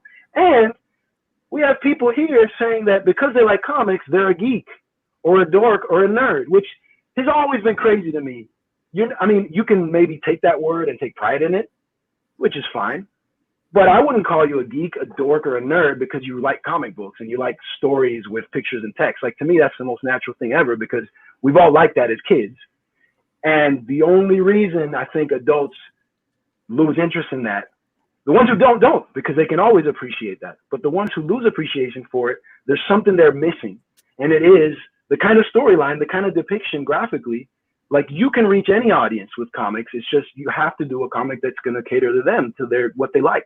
Most people start watching HBO dramas and whatever, and they leave comics. And like in Japan, the HBO drama is a comic first, and then it becomes an HBO drama. It's a story about like a businessman or like a yakuza or a nurse or a high school student or these people from Gainax or whatever, you know? So to me, like, I understood that like they had archetypes that they could relate to. And so it was a matter of me keeping my characters American, but making them more clearly associated to these archetypes so people would get it. One of the characters is Jody, who's the control group American, who knows nothing about Japan, or Japanese culture. He doesn't care. He's just a guy from Southside Chicago. And people liked him because he was pretty straightforward. He was a perv, which is a theme that like people in Japan understand. Comics are more erotic in nature, and like it's not like a horrifying thing like it is, you know, here or in other cultures. And he's pretty dumb, and he's kind of an asshole, but he generally means well when it comes down to the wire. So they could understand that, because there's a lot of anti-hero characters that are like that. They're doing good things not because of the kindness in their heart. It's just they have a motivation to do that, and they will always stick to that. And so you understand their rules now. You know that this guy's a jerk, but when it comes down to these things, he can never do the wrong thing in this situation. And so Jody was kind of like that, so they liked him. They like my Yakuza character, Morimoto Rockstar. He's just a villain asshole, but he's like young and naive in a way. So he kills and he does crime, but he's so naive that he gets into situations that you feel for him and you like him. And so the cards would say, you know, we don't understand those characters, which is something that the editor led me towards the path of fixing that. And that's why the editors get those things. What they're not supposed to do is tell you directly. Why? Because it could, like, depending on what kind of artist you are, it could like mess you up and like you're just fearful of being yourself because they don't like that, you know? The editor, his thing is, okay, this is the artist, this is how this artist works, and this is how he best expresses himself. How do I get him to where he needs to be to get to the readership? And that's the art in being a good editor, is not letting the artist be aware of what things need to be changed, but just doing it through the story and through like whatever, right? In my case, I was used to doing manga here and people telling me that ain't manga and you're not shit and like you don't know what you're talking about. So I was used to people always telling me I'm not going to make it and I don't know what I'm doing. So reading this was like, well, whatever. It's another time where somebody has told me that. If you go on YouTube and look up Felipe Smith Japan, there should be a video of me talking to a bookstore owner in Argentina about MBQ and about it having really good reviews and like having like no sales, and that like professional artists liked it a lot. And I saw things from my book getting taken into animation and other stuff that I hadn't seen before, and that I was, you know, I'm not gonna say for sure, but I just know that like, you know, you meet other artists and whatever, and you know, we all influence each other. So I was like, you know, what's going on? Like, why? And so I said, okay, I'm going to go to this bookstore. I'm going to interview the owner of the bookstore, who's a guy who had a TV show about comic books, who interviewed people from around the world and talked about it, to talk to me about mine. And so when I met him, I told him, listen, like, and you know, comic book people, you know, he owned 2 comic book stores in downtown Argentina in Buenos Aires. And like, I'm pretty sure artists wanted to talk to him and whatever. And so he was kind of like always standoffish. If people came into the store, he would kind of retreat behind the curtain in the back. And so I told him before he could do that, like, hey, I'm like the hottest artist you'll ever miss if you don't talk to me. Like, just came in talking shit. And so he kind of looked at me and raised an eyebrow. He's like, who's this asshole? And then I'm like, I do this comic book series. It's a manga series called MBQ, and it's done in a Tango-bon format. It's black and white. It's like 200 plus pages, and it gets really good reviews. But like, people don't know about it, and it's not getting advertised by my publisher. So like, I need you to like help me out. I need you to help me become the greatest comic book artist in the world internationally. This guy looks at me, and now he like kind of steps from behind the curtain towards me. He's kind of like, all right, well, let's see how much of an asshole this guy is. This is pretty, it's interesting. And so then he looks at it, and he was surprised because like just skill-wise, it was there. It was something that was published. Like, it looked good. It had a certain level of quality to it. And he's looking through it, and he's like, well, this is good. And he's like, I see you have the Japanese pacing. This is more like a Japanese comic than a Western comic. I get it, but your style, you have your own style and whatever. And then he said, people don't want to read this because they want authentic comics from Japan. They want authentic manga made by a manga artist who's Japanese. And your work is not that. So they're not going to read it. And so then after that, I just started speaking to him in Japanese. And he doesn't know Japanese. I just spoke to him in Japanese, talking to him about my book. And then I told him, like, right now, in 2005, I'm the closest to doing what people do in Japan here in the US that I've seen. There might be somebody else who's doing it, but they're not being published right now. And I am, because I bothered to learn how this thing works and to learn the language and the culture. And then I translated what I told him in Japanese into Spanish, and he was like, oh, what? And then I told him I worked at this karaoke bar, I learned the language, and then I did this, and I entered these contests, and like, I actually won a first place to a contest that flew me out to Japan for 7 days, all expenses paid. And then after that, I saw the TokyoPop one, and I had to take time off again after the karaoke to do this one. The boss said, oh, you want to go to Japan? You love Japan? Cool, enter the contest. I got to go to Japan. He's like, okay, find people to cover your shifts. When I came back, I saw a Rising Stars of Manga ad on the internet, and I had like 15 days to like submit. So I called the karaoke boss. I'm like, yo, I know I just took time off, and like, thank you so much, and Japan was awesome, but I found a contest that if I win, I get a 3-book deal. I get to publish manga for real, like as my job. And he was like so proud of me winning the other one that he was like, whatever, find people to cover your shift. If you can't find anybody, I'll cover your shift. That's the owner of the karaoke bar and the bar next to it was like, I will work your shifts for you to do this comic. If it means you could possibly win a 3-book deal and be a professional comic book artist. He's like, I got you. And then I did it, and I got second place. I wanted to kill myself, but eventually they gave me the book deal. And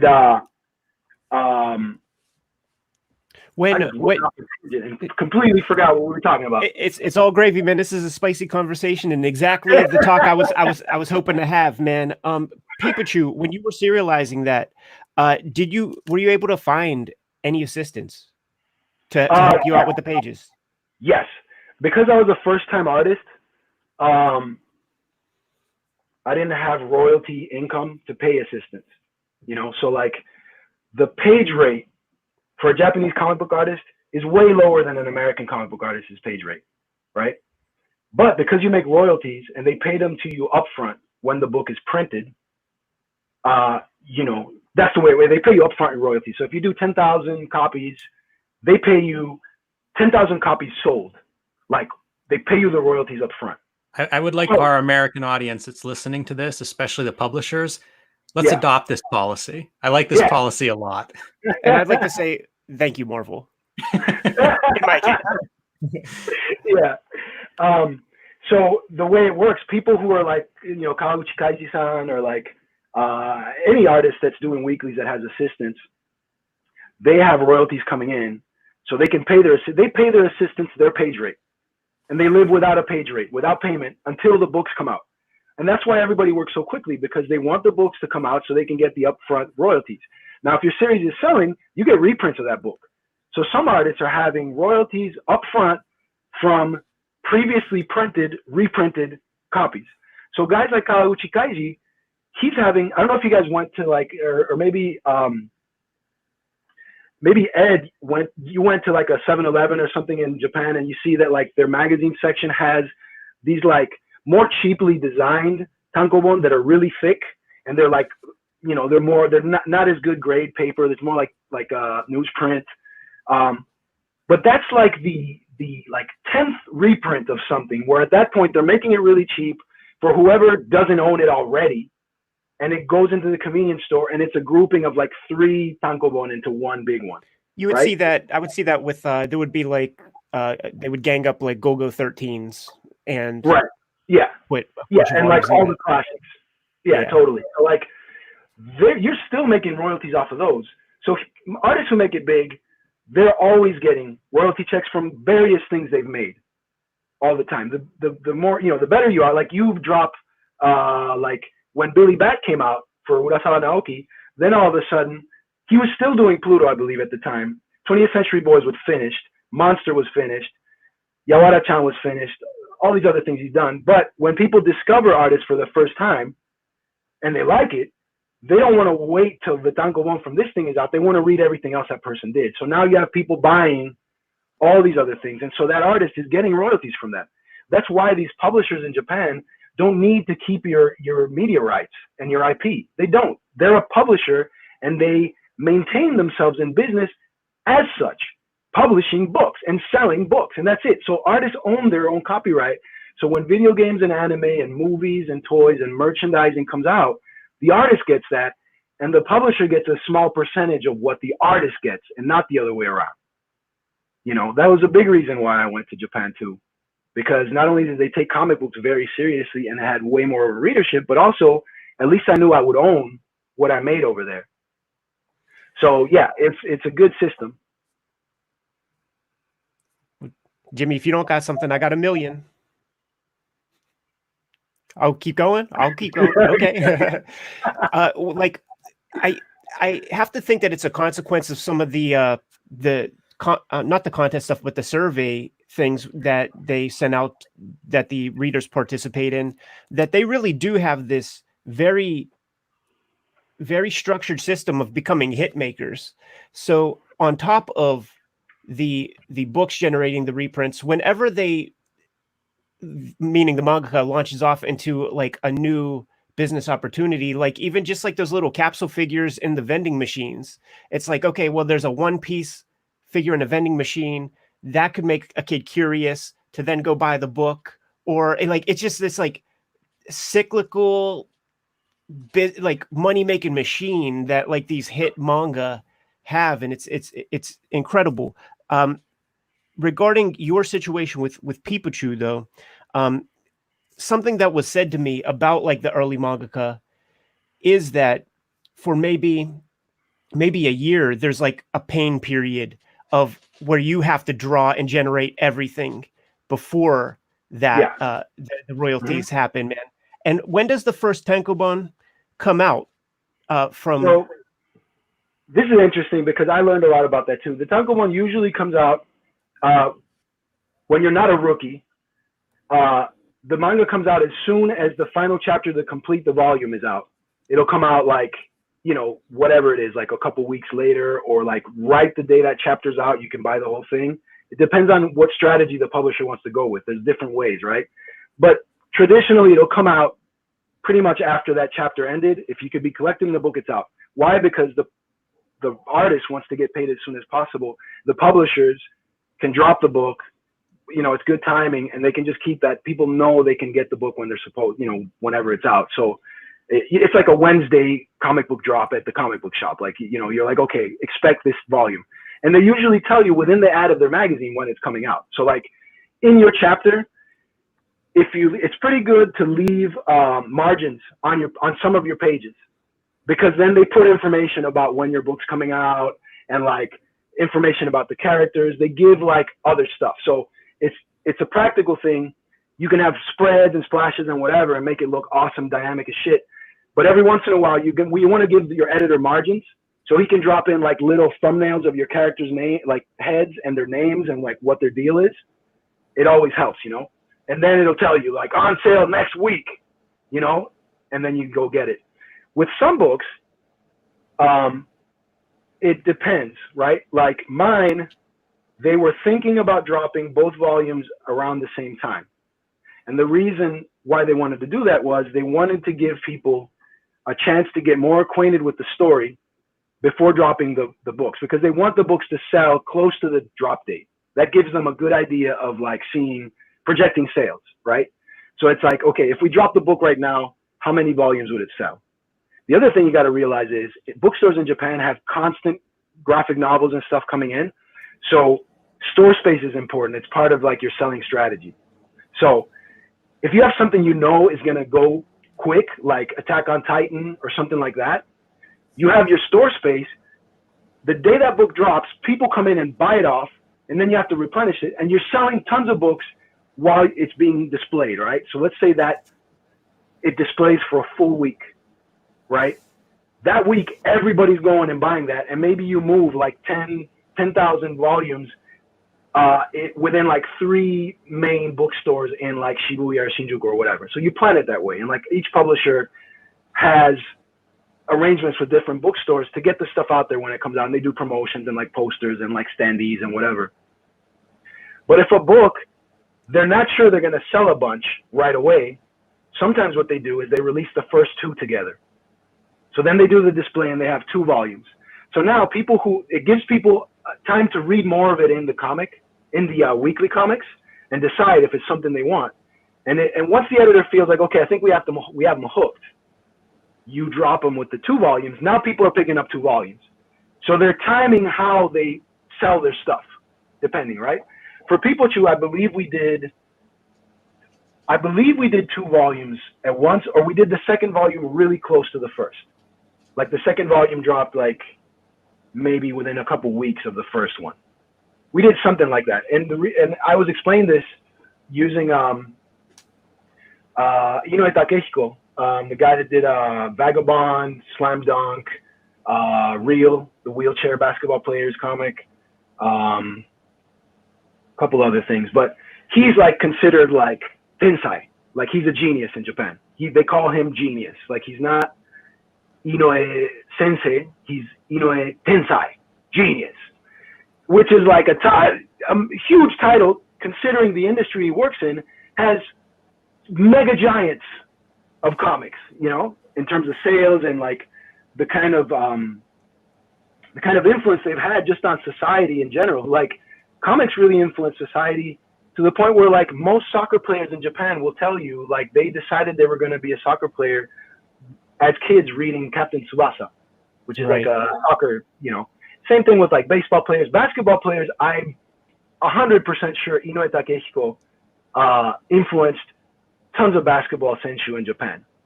He has a scholarship to bring Japanese basketball star students to get them scholarships here in the States to play. Like he desperately wants some Japanese NBA players.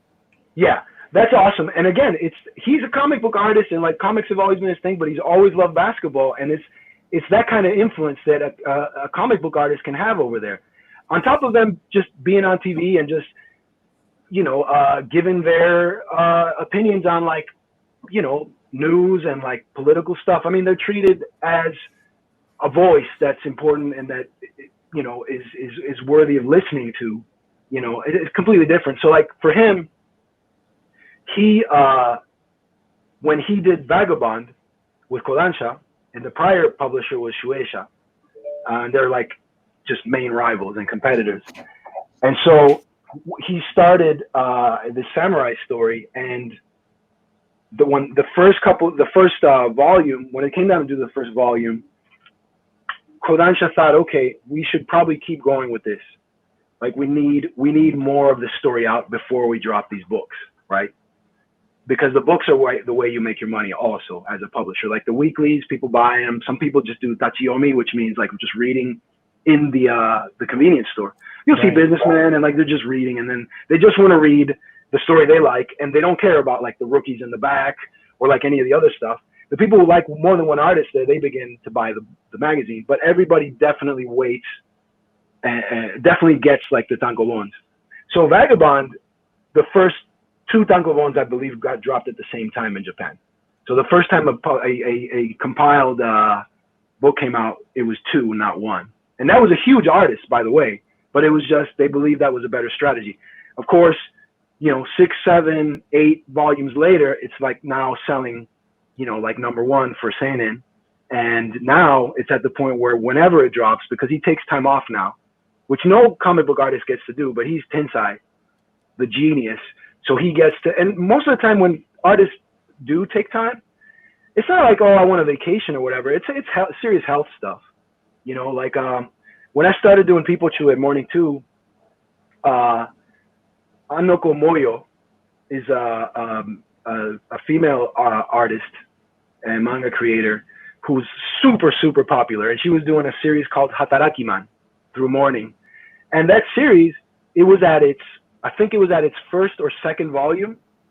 And it already had a live action drama show and other stuff. Like it was doing huge because she was a huge name. And then she quit because she was just health reasons. She was like, I can't do this anymore. I'm really sick. And when a Japanese artist says they're really sick, like it's not, I have a fever and I got the flu. Like they're close to like not being around us anymore, regardless of their age. They could be really young and like they get sick like that. I remember, and that's one thing, like Bakuman is something that I've never read.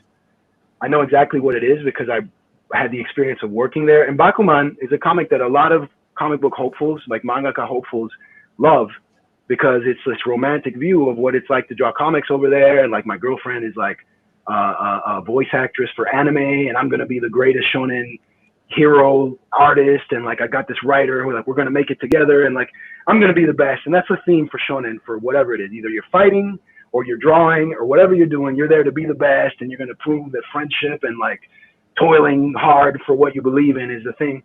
But most artists in Japan don't want to do weekly comics.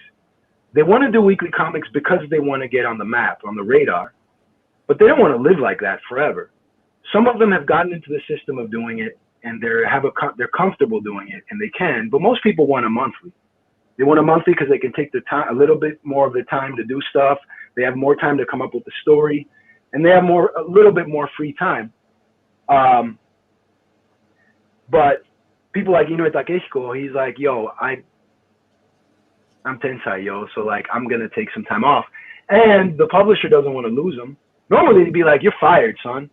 You're done. And with him, you know, he can do it. So, which I'm glad. I mean, he's worked many decades now, like at a weekly pace, which is like, I worked at a monthly pace, and I remember, so you have an idea. I didn't even do like, basically, even though I did between 40 and 60 pages a month by myself, I still had more time than people that were putting out 18 every week. So maybe the output was around the same, but they were doing it consistently, nonstop, with no breaks. I remember having deadlines where I had the flu, and I was vomiting in a trash can and inking pages. And like, when you have a deadline, you just do what you got to do. I mean, I think that's not new to anybody who's like, it's like, can I do this without barfing out my pages? Do I have enough energy and control to like move it somewhere else and then get back to what I'm doing? If you can, then you probably do it because you want to get it done, you know? But people have drawn, like when I was doing People Chew, it serialized for a year and a half. And which for a rookie, I mean, I had done MBQ before, but I was a rookie in Japan. They're just like, it doesn't matter that you have a series. That's the other thing. Here, as an artist, even if you're not published, your editor looks at your work. If they like what you show them, you have a certain amount of respect.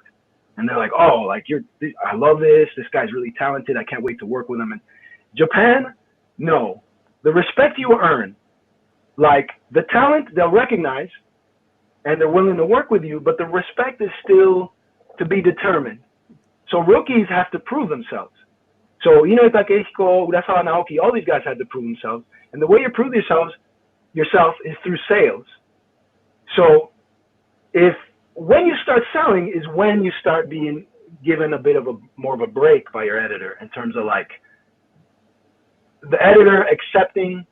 Obviously everybody's different, but I'm just saying generally the editor, when you start making things that have a massive repercussion in the readership and people are into it, then the editor trusts giving you a little bit more of the reins with your stuff. So you're doing your own story, and the editor will guide you and he'll ask you questions about it and what do you think about this or that, and so like you'll decide the story together. It's definitely a collaborative process. In my experience, if I got 70% of what I originally intended in my name across to the final pages, I was killing it. Whereas when I was doing MEQ, I was doing 100% of what I wanted. Like it just, everything there was what I wanted. Like the editor sometimes would like, you know, he would say, you know, maybe we don't need this, or maybe you can shorten this scene or whatever. And then I would listen to him, you know, but if I really felt adamant, like this has to be this way, and like the editor didn't find like a huge reason why it would be like a setback to have it in the book, it would be like, okay, do it. That didn't fly in Japan at all. Like just wanting to put something in a book is not enough of an excuse. It has to serve the story, it has to serve the purpose of a message, and it has to be entertaining. And so depending on what your editor's like and what his style is, it can be like a battle. My editor, I was really lucky. I got the editor-in-chief as my editor. And then you met him, Ed. And like, yes. Yeah. And so like, Shimada-san he's super hardcore, dude. Like I was really lucky. I met an editor of that caliber. He's a bit of a maniac. And like, if he heard me say this, he would just laugh because he knows it's true.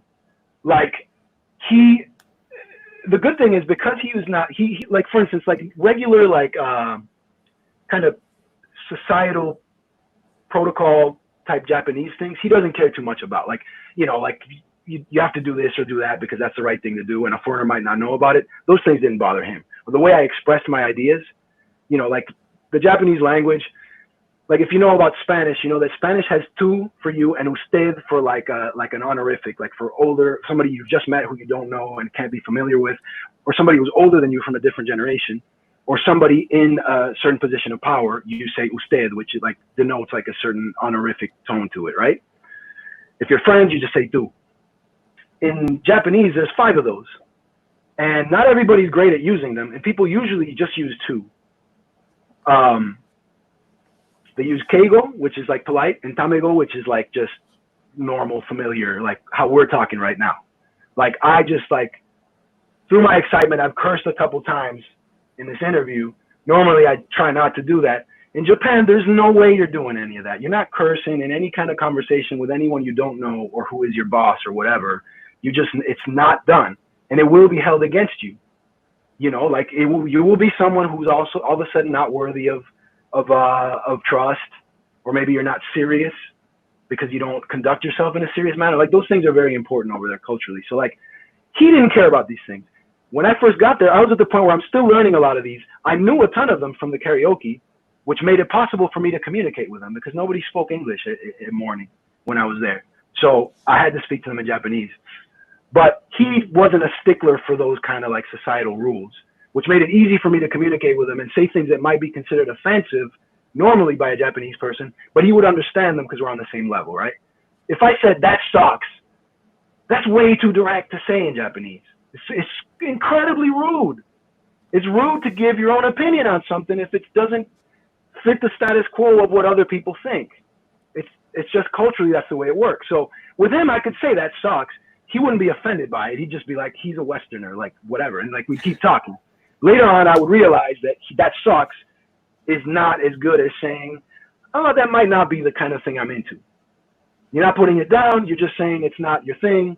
And it's fine because the other person can say, oh, really? Well, I kind of love it. And there's no friction there, right? You say that sucks. The other person's like, ah. So talking about the stories, with him, it was easy to communicate.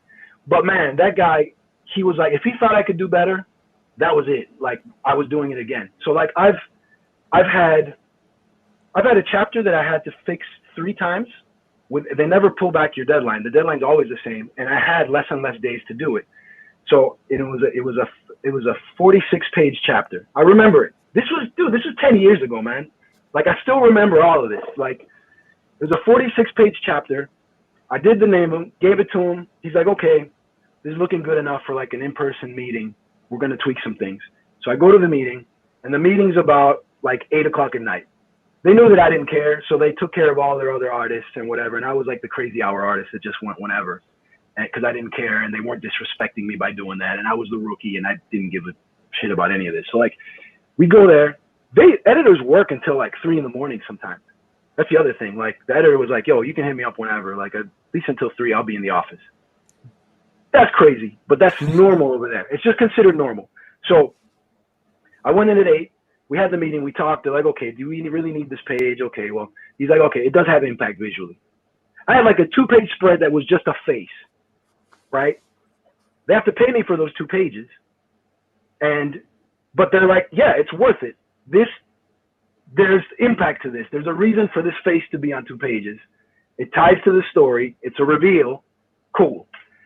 No way in hell you're doing that here unless you're doing an independent comic, because the publisher would be like, no, we're not paying you and the colorist, and we're not paying you for script for this face page with no dialogue. Like, there's just, you really have to like fight your case for it. I'm not saying it's impossible. You actually can, but it really, really has to be a case where it makes sense.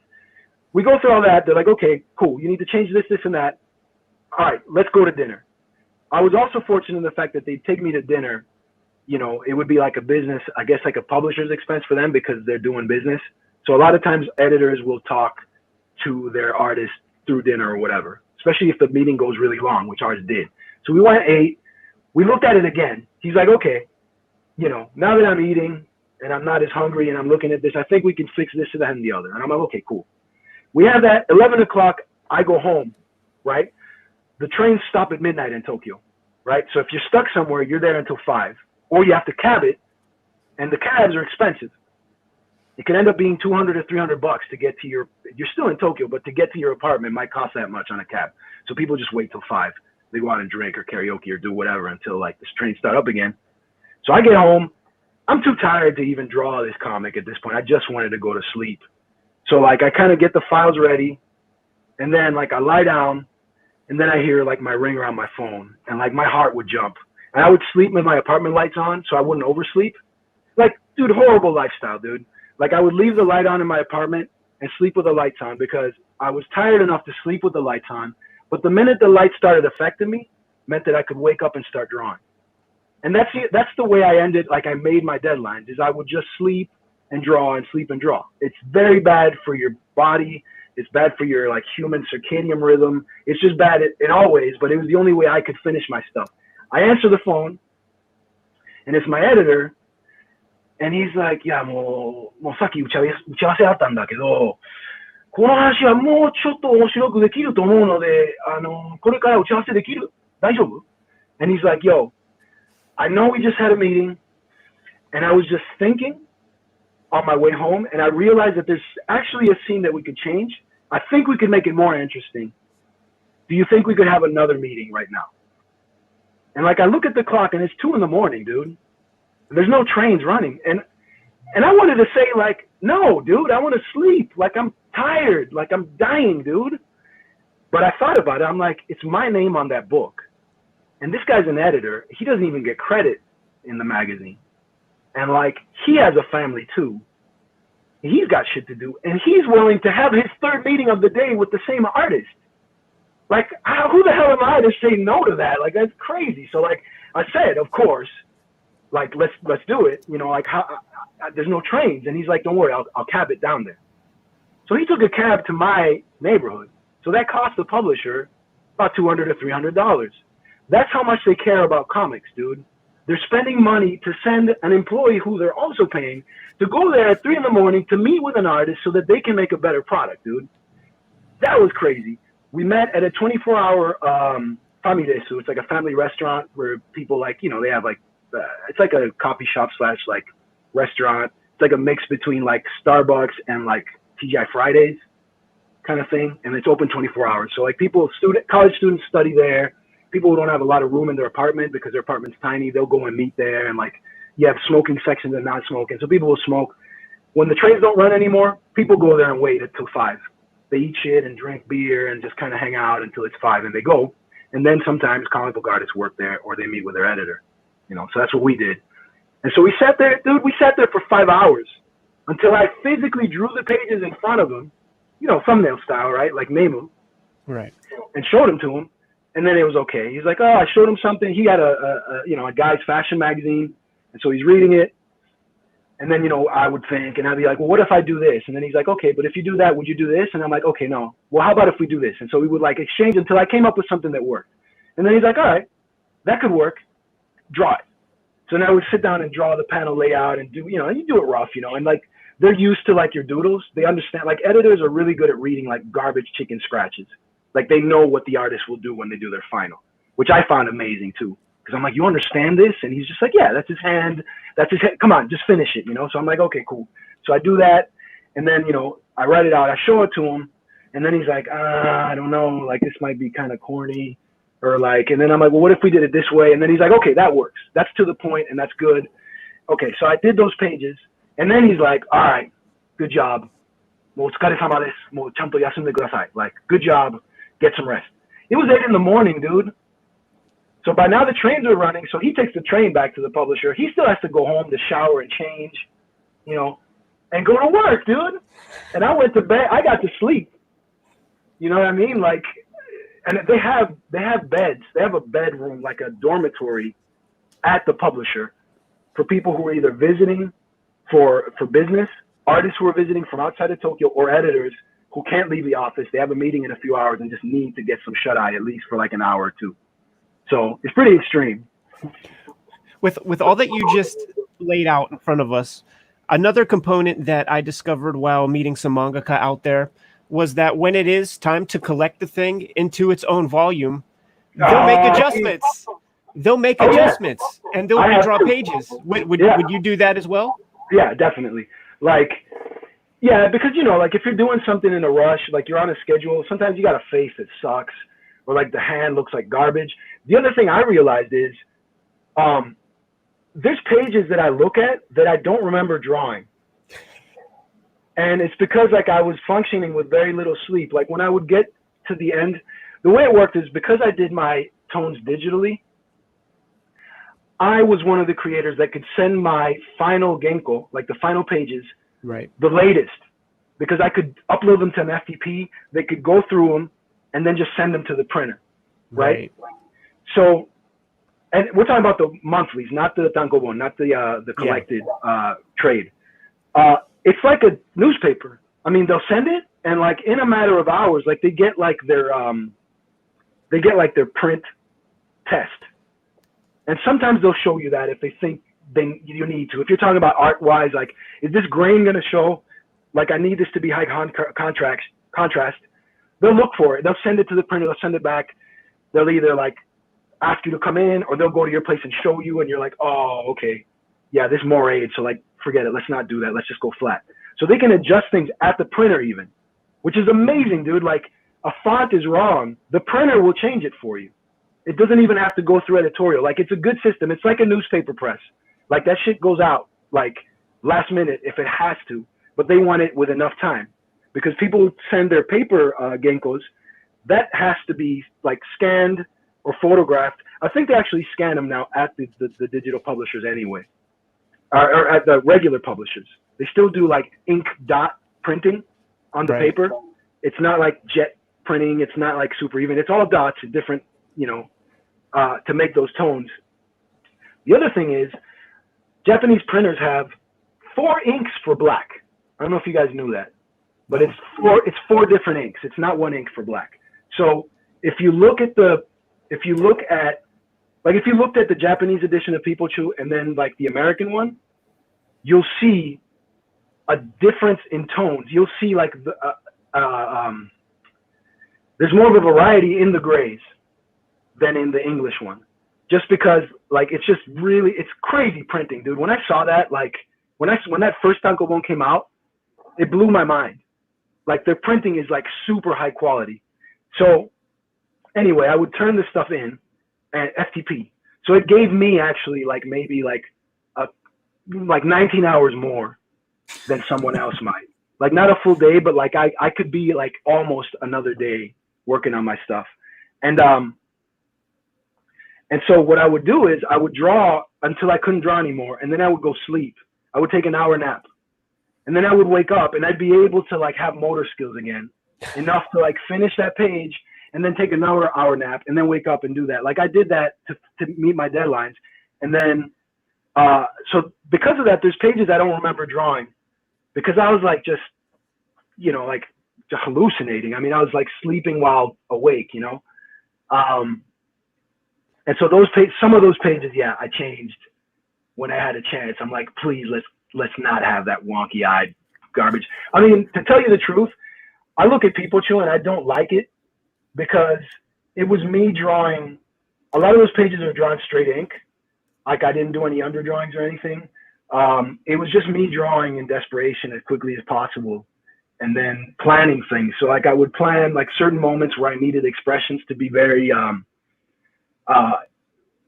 to explain the emotions of the character without any words, or like I had certain scenes where like there were like kind of subtle things happening where I couldn't be rough with it. Those I would like do first and do them well. And then when I was in a hurry, I would do sometimes a lot of the action or a lot of the other stuff where I could get away with being rougher with it, because it would like play to the strength of that scene.